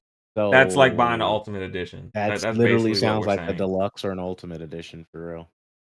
Yeah, because I'm looking at all the content right now. It's $41.79 worth of content in total on top of the $70 game. So you're paying a total of $110, $120. So Omar, everyone who purchased the Ultimate Edition of or particular games, are they cheating? Basically the same. They're not cheating, but they do have a leg up, which is again. But is having a leg up? I paying for Ultimate Edition cheating though? Sorry? Is paying for an Ultimate Edition cheating? Because that's basically what Dragon's Dogma's DLC is the equivalent to. Like when you buy like the deluxe version of Ghost of Tsushima, you get like a special horse that's better than the other horses. Are you cheating? Yeah, if there is a horse that literally does auto loot pickup and give you health regen and all that stuff, yeah. It's cheating if you buy. So buying the deluxe version is cheating. Sorry? So buying the deluxe version is cheating. It is cheating. You're literally getting an advantage by spending money on it. Like, yeah. That's an awkward way to. If I'm playing, if me and my friend are playing the same game, but y'all aren't playing against each other. So who's being cheated in this instance? I'm talking. If you're cheating, someone on the opposite end has to be cheated. You're cheating, basically, not him. I understand. I think what he's trying to say is you're cheating. Are you trying to say the person you believe the person cheating themselves? You guys are focusing on multiplayer, though. Dragon Dogma is not multiplayer. It's a single player game. That's what I'm saying. Who are Which you is why I cheating? said cheating. Well, I think I'm mostly talking about. So what do I mean by cheating? You're getting an advantage because of money. Yeah, so This like yeah. when I buy the Ultimate like Edition of when like you a get sports Ultimate game, I Collector's get the Edition, that game comes 4 days with earlier, and I and you get get some a free couple, and MUT I get a couple players. more player packs that a person who bought the basic version doesn't get. That doesn't mean that I'm cheating the person who got the basic version. I just paid for this for for, for this area is not it what I'm talking about. I'm talking about, like, for example, what in certain games, like for example in Ubisoft, Assassin's Creed, which one was it? Valhalla. No, the previous one, Odyssey. They told you that XP up potion, where you get additional 50 more percent XP. Yet, when one person created the same effect via something they put themselves, they removed it. Why? Because This cheating, Ubisoft want to make money, and they're getting greedy. advantage of via paying for it is okay. But getting it, no, they don't want you. They wanted to pay for it. yeah. Well, That's a little bit different. So Ubisoft they is. they they put a roadblock and gave you a solution. Something that shouldn't have existed if the roadblock wasn't there to begin with. Yeah, Wait, they which wanted to monetize something, and Yeah, when someone found a method to circumvent their monetization strategy, they blocked it. I'm about to say because like Valhalla, I honestly used cheat engine. And I just gave myself the materials, and I did not get banned or anything. Well, But that's what they can't even Valhalla ban you. It's a single player game. yeah, Valhalla is but kind of predatory in all the microtransactions they have. Yeah. I know the thing. Especially the XP up boost. Like, that shit was atrocious. You're one Yeah. level, two level, or under leveled, you get one shotted, and Yeah. you do potato damage to the enemy. Well, I will definitely say that that's not the case for Dragon Dogma. Now, I will say Dragon Dogma 2 can be challenging if you know what you're doing. Like, you can easily get overrun by a bunch of goblins if you don't pay attention and you try to button mash the whole game. I will say that the AI for these enemies and stuff they're pretty smart. I will give them that, and they come up with some unique dialogue and They're yell at smart you and until you cuss at figure you. out their loop with all AI. Well, I do know one thing, that AI is taking up a lot of CPU power. So, like I said, go on a murder spree. Hey, I'm The sure logins I'm are sure there will bullshit. be a patch in the next 3-4 weeks. I'm sure there will be an optimization patch, and the game will 3 or run a 4 lot better. weeks, man. They better put that on too. Well, you got the holiday coming up next week, so I don't know. Fine. I don't know. You know, people travel and do all that other whatever they say they do. I don't, but yeah, I don't I know. got you. That's why I said I give it about 3 weeks, maybe 4, before that patch comes out. Unless it's a hot fix, and, you know, you get it out real fast. But I think they should do like a small little hot fix before the holidays just to see what they can do. Like, I don't know, because that seems like a complex issue. Because even like people said, like this is a unique type of bottlenecking compared to the other games where it was just like we knew exactly what it was. This one is like it flops all over the place with yeah, this like bottlenecking. 1 minute it's a CPU, 1 minute it's a GPU. for a lot of Like, people, Wednesday is going to be their last day of work until Tuesday. For a lot of people, Easter week. Oh yeah, it's my because birthday too on Saturday. people take leave and stuff like that. So for a lot of people, Wednesday would be their last day of work. So I wouldn't think a hot fix would come out this week. Yeah, okay, I'll give you that. I'm just being realistic, like looking at people, looking at, you know, how the calendar shapes up. But yeah, last but not least, Jube, what are your thoughts on the whole Dragon's Dogma reception? I mean, reception is what it is. I was on Metacritic, like that shit's still in the 80s, so I don't know. I Okay. mean, I think it's doing all right. Any 87, 89, 86, 89. are you getting Game of the Year vibes from this particular title? I mean, I don't not I don't think so. Not yet. Okay. Um, maybe with time, probably. But there's also a lot of other shit coming out this year, so it's like I can't. Yeah. That's why I said I really don't think Game of the Year is dropping the first half of the year. Just my It's opinion. not. It's not. I think they'll do some insane shit, so it's a little premature to be like, game of the year for this. I mean, if we're going early, I would say Rebirth would probably be that, but I still don't think it ultimately gets it. But see. Right. Yeah. So that's I think we hit that topic out the park.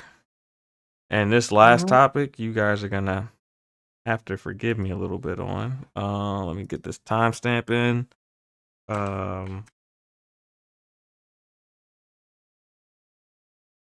All right, so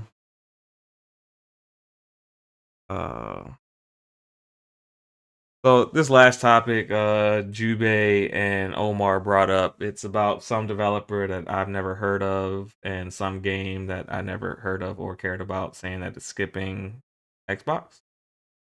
Not that it have led to the conversation. Basically, I did see what was said. Hey, what's going on, Yobi? Shout out to Yobi. Earlier in today, promoting the show. We definitely appreciate that. He always does that. What's up, Yobe? A fantastic guy. Hey, don't take it for granted. He always does it, but No. I said he always does that. He is a fantastic dude. That's what I said. Yeah, shout out to Yobi. Would never take that for granted. Absolutely but not. Yeah, so this particular title, I can't even think of the name of it. If someone else has the name of it, because y'all brought it up, let me know. Here, I will look it up for you. I have it saved, actually. Yeah, so basically the gist that they gave was that they are going to focus on PC and PlayStation for their initial release of this particular title. Nappy, Yobi hit you up in your inbox on Twitter, I guess. Oh yeah, he did actually. I did check. He showed me a case for his controller. I didn't get a chance to respond to it, but I was like, oh yeah, that looked cool. I didn't show. He didn't see my Genshin Impact version, but yeah, he was. Yeah, but this particular title is going to be skipping the Xbox platform for its initial launch, and then at which point they will reevaluate when they'll be able to get it out to the Xbox, or if they will get it out to the Xbox. I guess some of the angst in the community, or some of the controversy in the community, is that this game initially debuted on an Xbox ID stage. The name of the game is Antoria the Last Song. Yeah, it's like an Italian Souls game, right? Yeah, it's a Souls game. Yeah, it's an Italian Souls game. And it first made its debut to the world at an Xbox ID program stage. So I guess like that little Twitch show that they do once a year for indies. So the ID program is actually very impressive if you think about it. Yeah, it's a program that allows people to, anybody who wants to make a game, you can essentially make a game through the Xbox ID program. Like you can turn your Xbox. You can turn your Xbox into a development kit, basically, for very little money. Yeah, which is why it's very interesting to see that they removed it.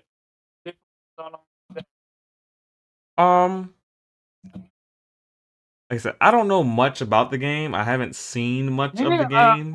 I've seen it. It's an indie Souls game, basically. Yeah, you yeah. can I know that clearly it's a, see I know that that it's it's an an Italian indie. Souls game that is basically an indie. But Yeah. my initial impression is that one, that they're doing what they think is best for their game, possibly. As far as they may not have the staff to develop for 3 platforms at once, and they think that PlayStation and PC will probably be their most fruitful market. I think that's But I think that's a crazy. possible reason. But I also think there is marketing value in saying that we're skipping the Xbox right now. So I think, That, that makes no sense. it does make sense. Look how we're talking about it today. It's Everyone's been talking literally about it for the past 3-4 an days. ID Xbox though. I How mean, does that they have marketing value? Like, not everything is console war. I didn't say console war. So what do you I mean didn't say they marketing were doing a value? console war. That's not what I said anymore. They are marketing that they are using um you know, they are using the Xbox to generate marketing for their platform. They're using The negative fuck Xbox are marketing, they? but they're using Xbox marketing to.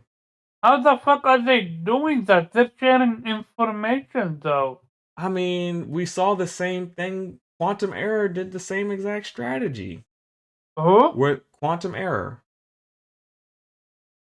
Quantum Error That didn't firefighter game debut that on is it was it called IDX. Quantum Error, the firefighter game that flopped. That Yeah, garbage Quantum game, Error. yes. But they use the same type of marketing where them saying that they weren't coming to a specific platform actually gave them more media buzz than saying, hey, we're going to be everywhere day one.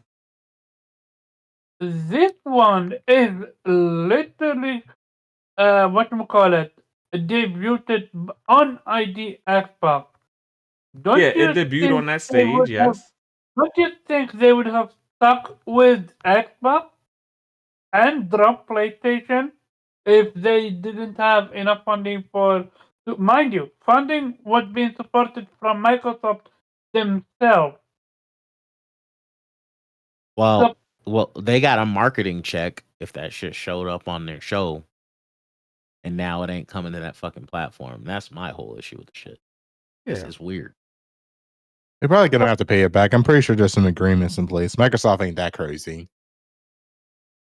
Yeah, I mean, there's hey, always contracts behind the scenes, and we don't really deal in any of that. But I mean, like I said, I think it's a combination of them doing what they think is quote unquote best for their game, and mhm. I think another part of it is marketing because they could. I mean, they could have done that without announcing it, especially announcing it Mhm. before you ever even announced the release date.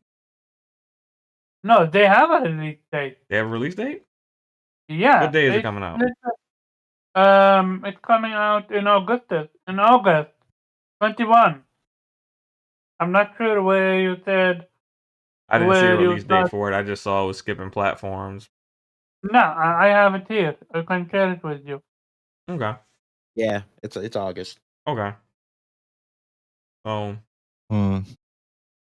I mean, if you look at it, this particular I won't even say it's a strategy, but I mean maybe a strategy for them, but this particular um thing of we're skipping the Xbox has produced pretty good marketing results for, like I said, Quantum Error. Baldur's Gate got a lot of marketing off of not coming to the Xbox. Got a lot of press for that. And Like, and now this particular game. I mean, most people don't even know the name of the game. They just know it's not coming to Xbox. So this could be a publicity stunt. yeah, that's what I'm saying. I think a little I bit don't of think it is so. a publicity stunt. I don't think so. No. We're giving them way too much credit with this one to be a publicity stunt. I'm not really giving them any credit. I just, you just do what you think is best for your title. But yeah, you can share your thoughts. Omar, go ahead.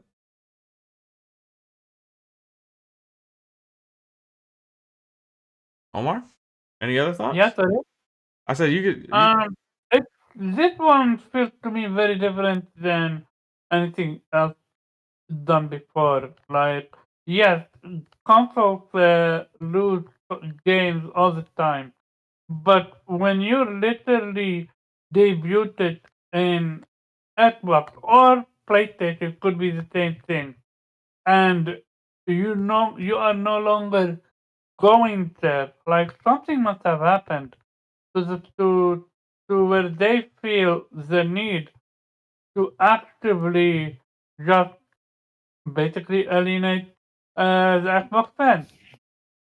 I mean, me personally, I don't know why. Because you look at the Me neither. last two major Souls-like releases, they did very well on Xbox, and they were also day one Game Pass titles. Liza P and Wo Long. Both of those games were full multi-plat.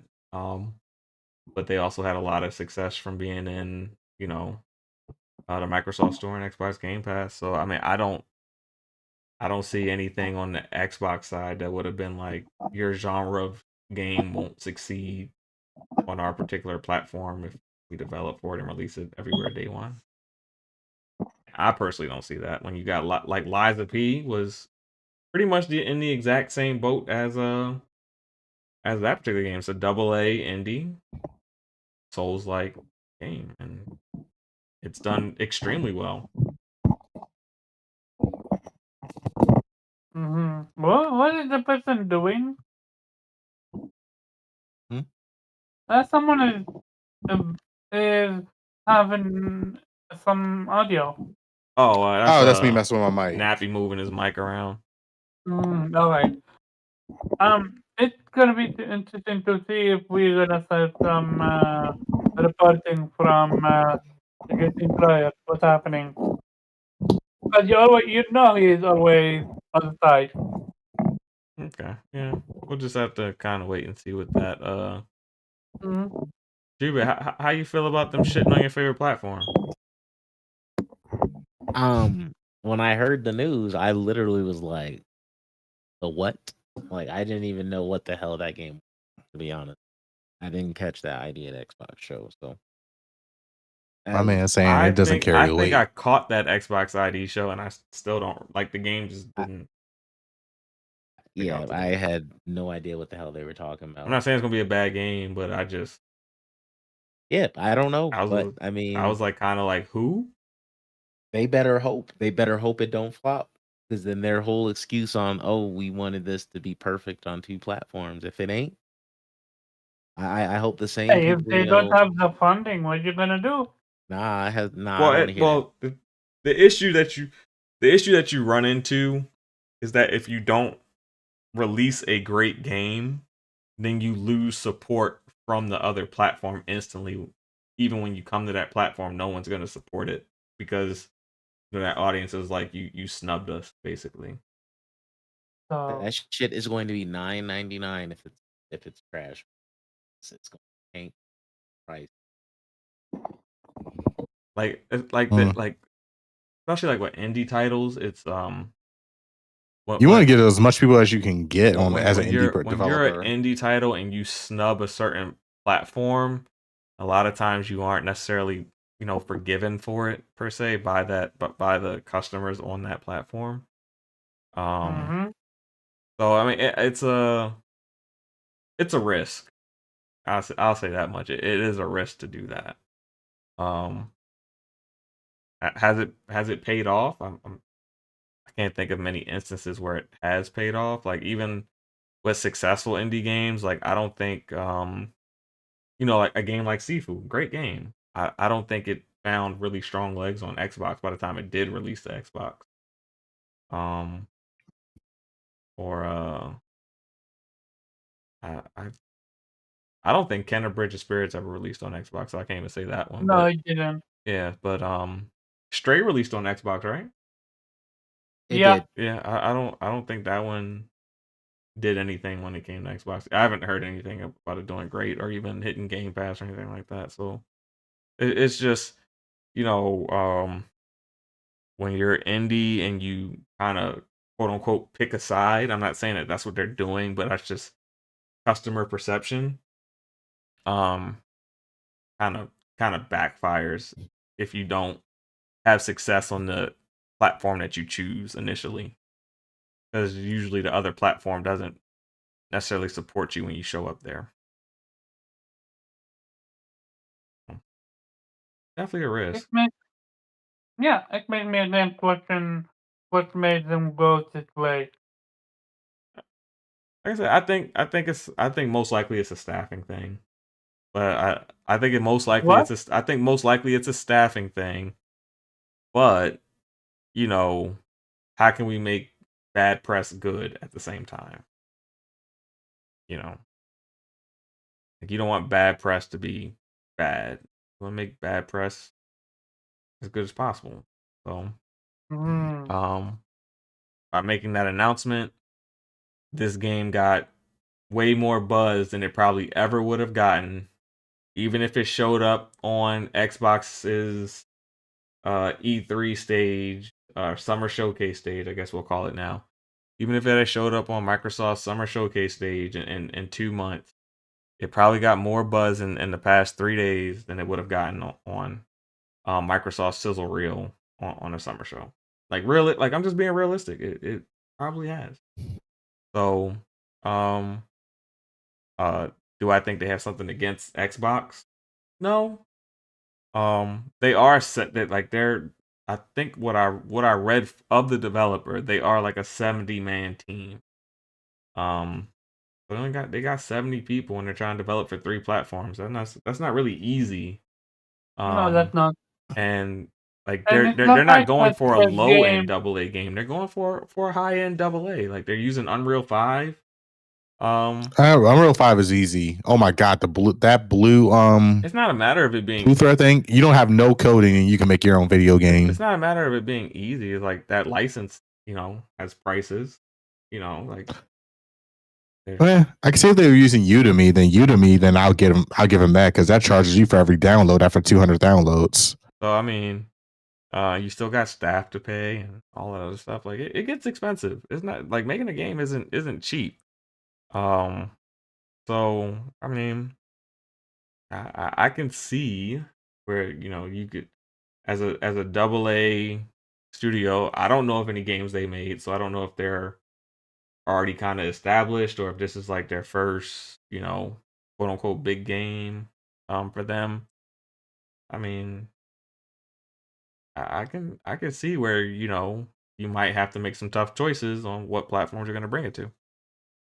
I'm not going to begrudge them for it. I just don't really know much about them. I think it's a little bit of a nothing burger, but as Dante would say. But yeah, Nappy, what are your thoughts? My thoughts, good luck to whoever this indie company is. I hope your game sells well. Usually, you said they didn't say that indefinitely it's not coming to Xbox. They just said they're not releasing on Xbox for a time being. They're going to release on the other 2 platforms and then reassess. And I guess that reassessment will come based on how the game sells. If the game performs well, then they'll release to another the Xbox. But if it's a Souls-like game at that too, right? If the game doesn't sell well, like I said, I think this might be like their first big game. So if it doesn't sell well, they may actually be out of the gaming business, altogether. So that's why I think they're saying, we'll reevaluate. It's not like we're definitely going to release it on the Xbox. I don't think they know if they'll have the ability to release it on the Xbox, if this game doesn't necessarily hit the way it's supposed to. Could be like Callisto Protocol, like the company that made Callisto Protocol. They're not around anymore. And that was a AAA game. I don't know. I guess maybe if they really do it for money constraints. Because a Souls-like game already is hard to make.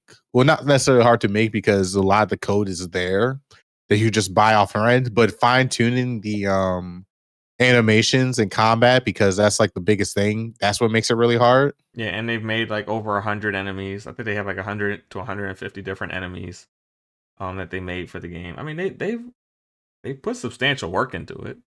I just think, So, is it coming out for PC still day one? yeah, PC and PlayStation day one. Yeah. Okay, then they're fine. They was like, okay, it's coming out on PC. They'll be fine.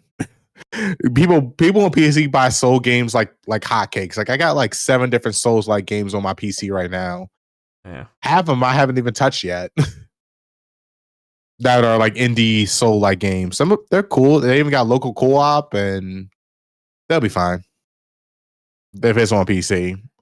If they was just exclusively on PlayStation first and nothing else, then I would have been a little worried. Okay. All right. Anybody else have anything else for this particular topic? Or are we just rolling in outros? It better not flop. It better not fucking flop. Oh, Yeah. Jubei is not the forgiving type. He gonna remembers this. He's gonna remember this a day he dies. Like, remember when you decided to release on us late? Yeah, we ain't buying your shit now. Don't try to release the Xbox now. We heard your game trash. Don't even come to Game Pass. He said, I don't even want to see you in Game Pass for. But yeah, with that said, quick week. We'll roll into our outros. I'll timestamp that. Let's see what we got here. All right. Fire away, Yobi. What's the question? What does Yobi got to say? Oh, well, my answer to his question, no, the controller is not Hall Effect, unfortunately, but it's a limited edition Genshin controller. Limited edition Genshin Impact controller for PC. Okay. All right. What's Legends? Does he have another question? What do you want from a new handheld from Xbox and Sony? What features do you want to see? Interesting. Let's see. From Xbox and Sony, I think Xbox, the one thing I would want for them, in particular, being that they're like Microsoft and Windows and all that, I would want it kind of to be like the ROG, where you still have access to the Windows platform. That way you can still access like the Steam and Epic store, but I would want a proprietary OS for Xbox that gives me the native Xbox experience within a handheld. So it's kind of like a hybrid between a Windows and an Xbox device. That's kind of what I would kind of want as far as like on the OS side. On the hardware side, I think about probably like a 10, 12-inch screen. Would that be a little too big? Would that be too big? 10 to 12 inches? Maybe like a 9-inch that's screen. I don't think we have anything with a 9-inch screen. Let me Steam Deck, because Steam Deck has a really giant screen. Yeah, I don't think it's 10 inches though. 10 inches is like tablet. It's like a small tablet. Yeah, you're at a tablet at that point. Yeah. Like a 9-inch screen. Just do the OLED version off the rip. Don't release the OLED version a year and a half later or whatever. I'm about to say it's 7 inches and 7.4 inches for the OLED one. So, and those are like really big screens. So I would say like maybe like a 5 or 6. I don't know. 6 It's gotta gotta be be 8. 8, bro. I think Now gotta be 8. You gotta beat the Steam Deck now. It's gotta be 8 with really small beat them on bezels screen on the side. size. I do think you gotta beat them on screen size. Jesus, man, that thing is gonna be. How's it gonna fit in your backpack at that point? Dockable. Let's see what else. I would like it. No, I don't think it needs to have that. I don't think it needs to be able to have you be able to. Well, I guess if it's dockable, you do need it to be able to do multiple controllers. But I think I would rather that be built into the dock. So it's the Steam Deck can do that already. Well, yeah, but The Steam Deck does support multiple. yes. Yeah, but I'm saying you could do it I guess, kind of built that feature into the dock and not actually have it in the native handheld. That way, Mm. you can kind of put more power and resources elsewhere. Uh, Give me full Bluetooth so I can use any type of headset I want. I don't want any of that proprietary headset stuff that Sony does if Xbox does it. And I think that'd be it. I think that kind of be like features I'd be looking for. And I kind of want the same thing from PlayStation. I don't want to have to use Pulse headphones if you make a native device. From the PlayStation, I just expect it to be basically PlayStation Mobile, because they don't really have an OS outside of what they currently have on their console. So kind of stay right in line. Any other input or what y'all guys would want native Xbox and PlayStation handheld to look like? I mean, I would say the ability to customize resolution. So that way we don't. I'm gonna be honest with you. Like a 7-inch a 7-inch display screen, people are fine with 720 and 540p. I mean, the lower resolution to get better performance. I just want that capability. Okay. You pretty much touch on everything else. Oh, also, a headphone jack. I know that a lot of people don't care about the headphone jack, but They're not even making headphones that with the jack port anymore. The ones that they're making. I'm seeing they have the USB-C port now. yes, they do, but a lot of gamers still use the headphone jack because you don't forget our controllers still use headphone jacks. Yeah, I'm not saying they don't, but I'm saying a lot of the headphones that they're making now are USB-C. Which I think is stupid because you can't charge Yes your and phone and have headphones in at the same time, but yes and no, because actually I got quite a bit of I haven't even showed you all the headphones I got. I got like these $60 like triple bass like 3.5 millimeter jack headphones. Like they sound amazing. I believe it. But I'm just talking about with the USB-C headphones specifically. That they're like, I just see them whenever I buy a new phone. That's kind of Yeah. But controllers still support headphone jack. So and I hope the handheld still keeps around the 3.5 millimeter jack. It's not a bad port. It's nothing wrong with it. It's just I understand that like when phones were making it, they're like, oh, that's outdated tech. I'm like, it's honestly better than Bluetooth in most cases. You just got a I wire don't think it's going into outdated it. at all. I just think they didn't want to pay, the extra 5 cents to put that in their phone. Man, screw them. Put it in your damn handheld. But you gotta think about it. They're not even allowing us to remove the battery anymore on these damn phones. Lazy bastards. Well, hey, if this is gonna be a handheld, I expect to take it apart. Even though Valve said like you can take apart the Steam Deck. We don't recommend it, but you can do it. Which is funny. Oh, you know what? That would be like, it would be cool if it did have some rechargeable battery pack. So like you could buy an extra pack and then that's actually will be cool. Because that's what the reason why Xbox kept the AA batteries. Yeah, because like, for like long trips, these handhelds do not last very long. You might get 2-3 hours max on a Steam Deck or a ROG. So if you could have like, switchable battery packs to where you might be able to, get maybe a 4 to 6 hour, gaming session. Like if you're on a plane ride or something like that, I think that would be good. Yeah. I don't know. Batteries are getting a lot better. I mean, get a 6800 milliamp battery, you might be gaming for quite some time. Or heck, they probably come on. They typically skim on the batteries when they come out with these pieces of hardware. They give you just enough hours that you're not gonna complain per se. Yeah, and then buy them little battery packs to put them in, or buy them extreme USB battery charger packs and put it in your backpack. Have that cord from your backpack to your Yeah. Steam Deck as you're playing. Yeah, they don't find the biggest best battery they can put in these damn handhelds. Your phone, like even your phone doesn't have the best possible battery you can throw in it. No, not this one. That Red Magic 9 Pro though. I heard that they said on idle it could stay on up. It could stay on for like 4 days straight just on idle. Yeah.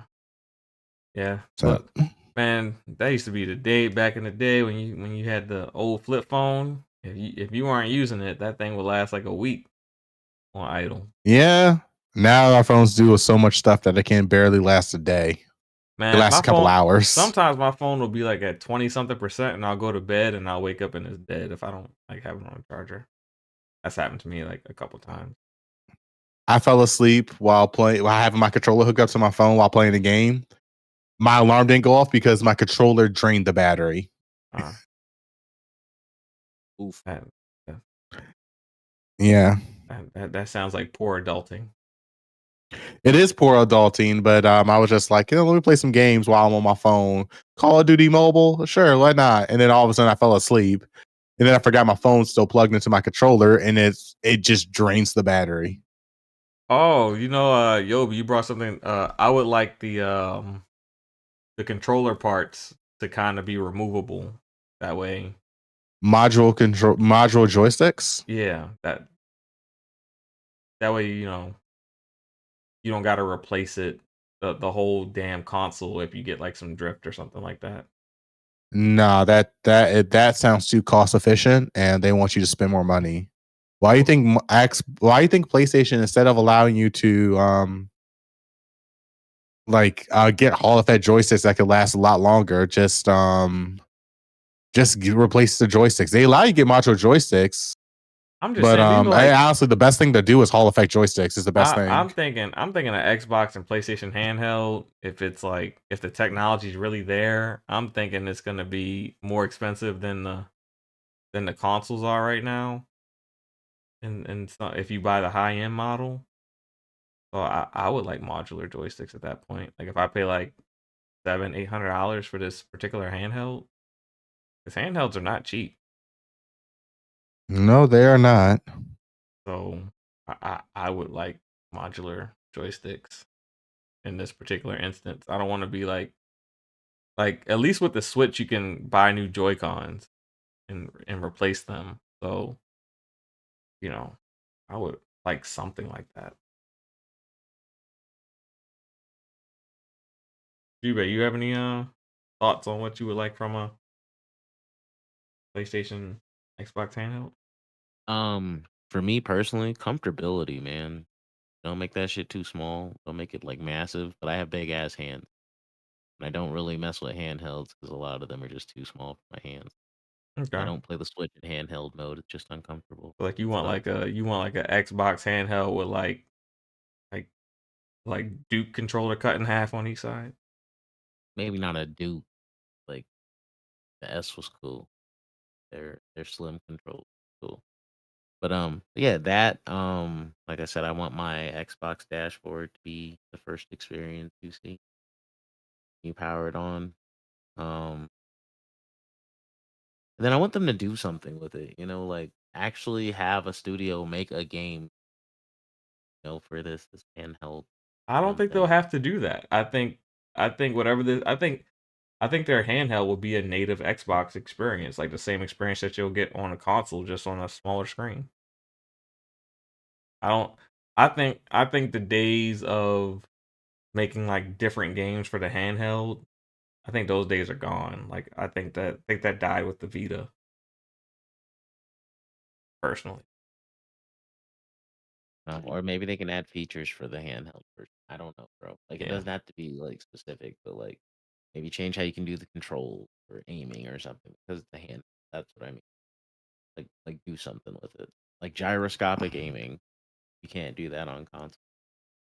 Not on They Xbox. could add like a little And they then, can have like a but they little do have slide another down controller QWERTY coming out, so keyboard, and maybe then you can like play like some PC games that require a keyboard, like Age of Empires. They could take a They could put a little mouse pad on there. I'd take that. It's like Yeah. off to the side. Yeah, that's me though. Yeah.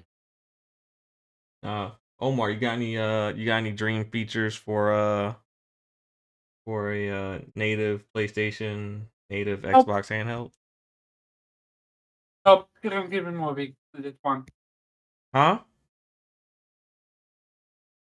Couldn't hear you. Oh, you can skip me on this one. All I think right. you said Yeah. keep it moving. Yeah. Omar's not the handheld guy. All right. Well, that's kind of what we would look for. I don't know about Hall Effect, Yobi, but if they could at least give me modular where I could replace it if there's any type of drift or something like that, I would definitely be cool with that. I'm gonna say Hall Effect joysticks are now cheap. They're easy to get now. Yeah. I mean, if they're modular, then maybe, you can get some Hall Effect after, market joysticks anyway. So, but with that being said, we're going to roll into these outros. Let's see. Omar, where can people find you and what will you be playing? Yep, going once, going twice. You actually, cut off for a second, so I didn't hear my name.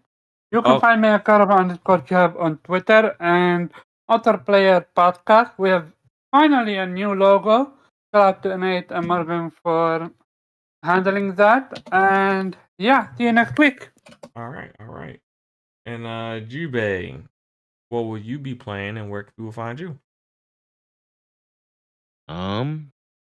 I think I'm gonna jump back into Final Fantasy this week. Remake? Yeah. All right. Yeah. Knock that out. Knock that out. Still trying to knock that out. I'm not even trying to get all the trophies. I just want to finish it at this point. So yeah. Make sure you play Gotta be Integrate next. too. That's only like 3 hours. So Yeah. you got- Yeah. I'm ready. I own it. We're good. Yeah. Catch me online at Jubei X Sensei, Jubei Sensei everywhere else. Yeah, holler at me. All right. And Nappy, where can people find you? You got any reviews on the way?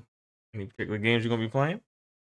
We're definitely gonna be playing more Dragon Dogma 2. I'm also gonna be playing some mobile games. I like Punisher and Gray Raven seems to be a good one. Just testing out all these mobile controllers.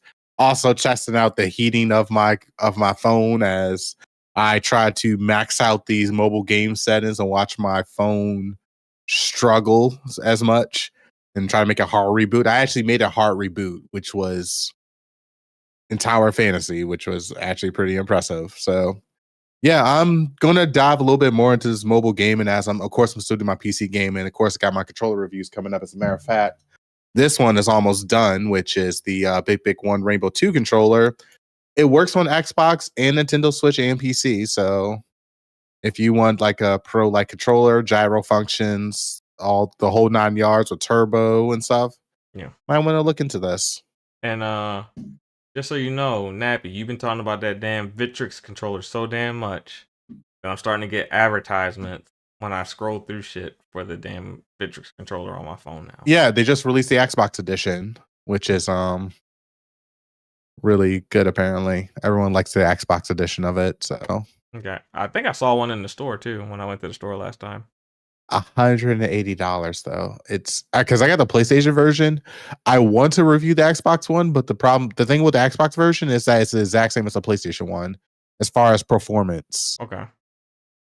So there was like no reason for me to actually review the Xbox one.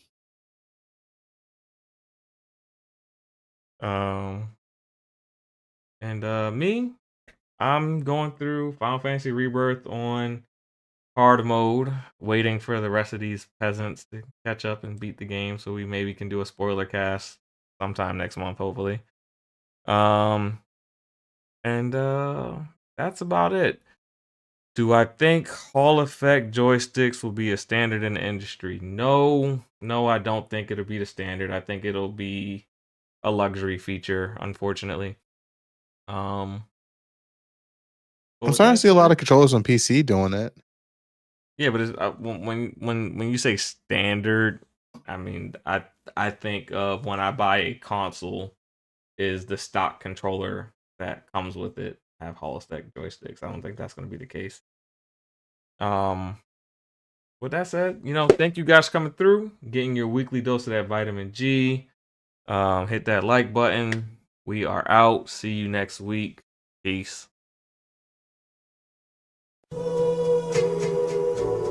I'm on the outside looking in, and I wanna be back on the inside.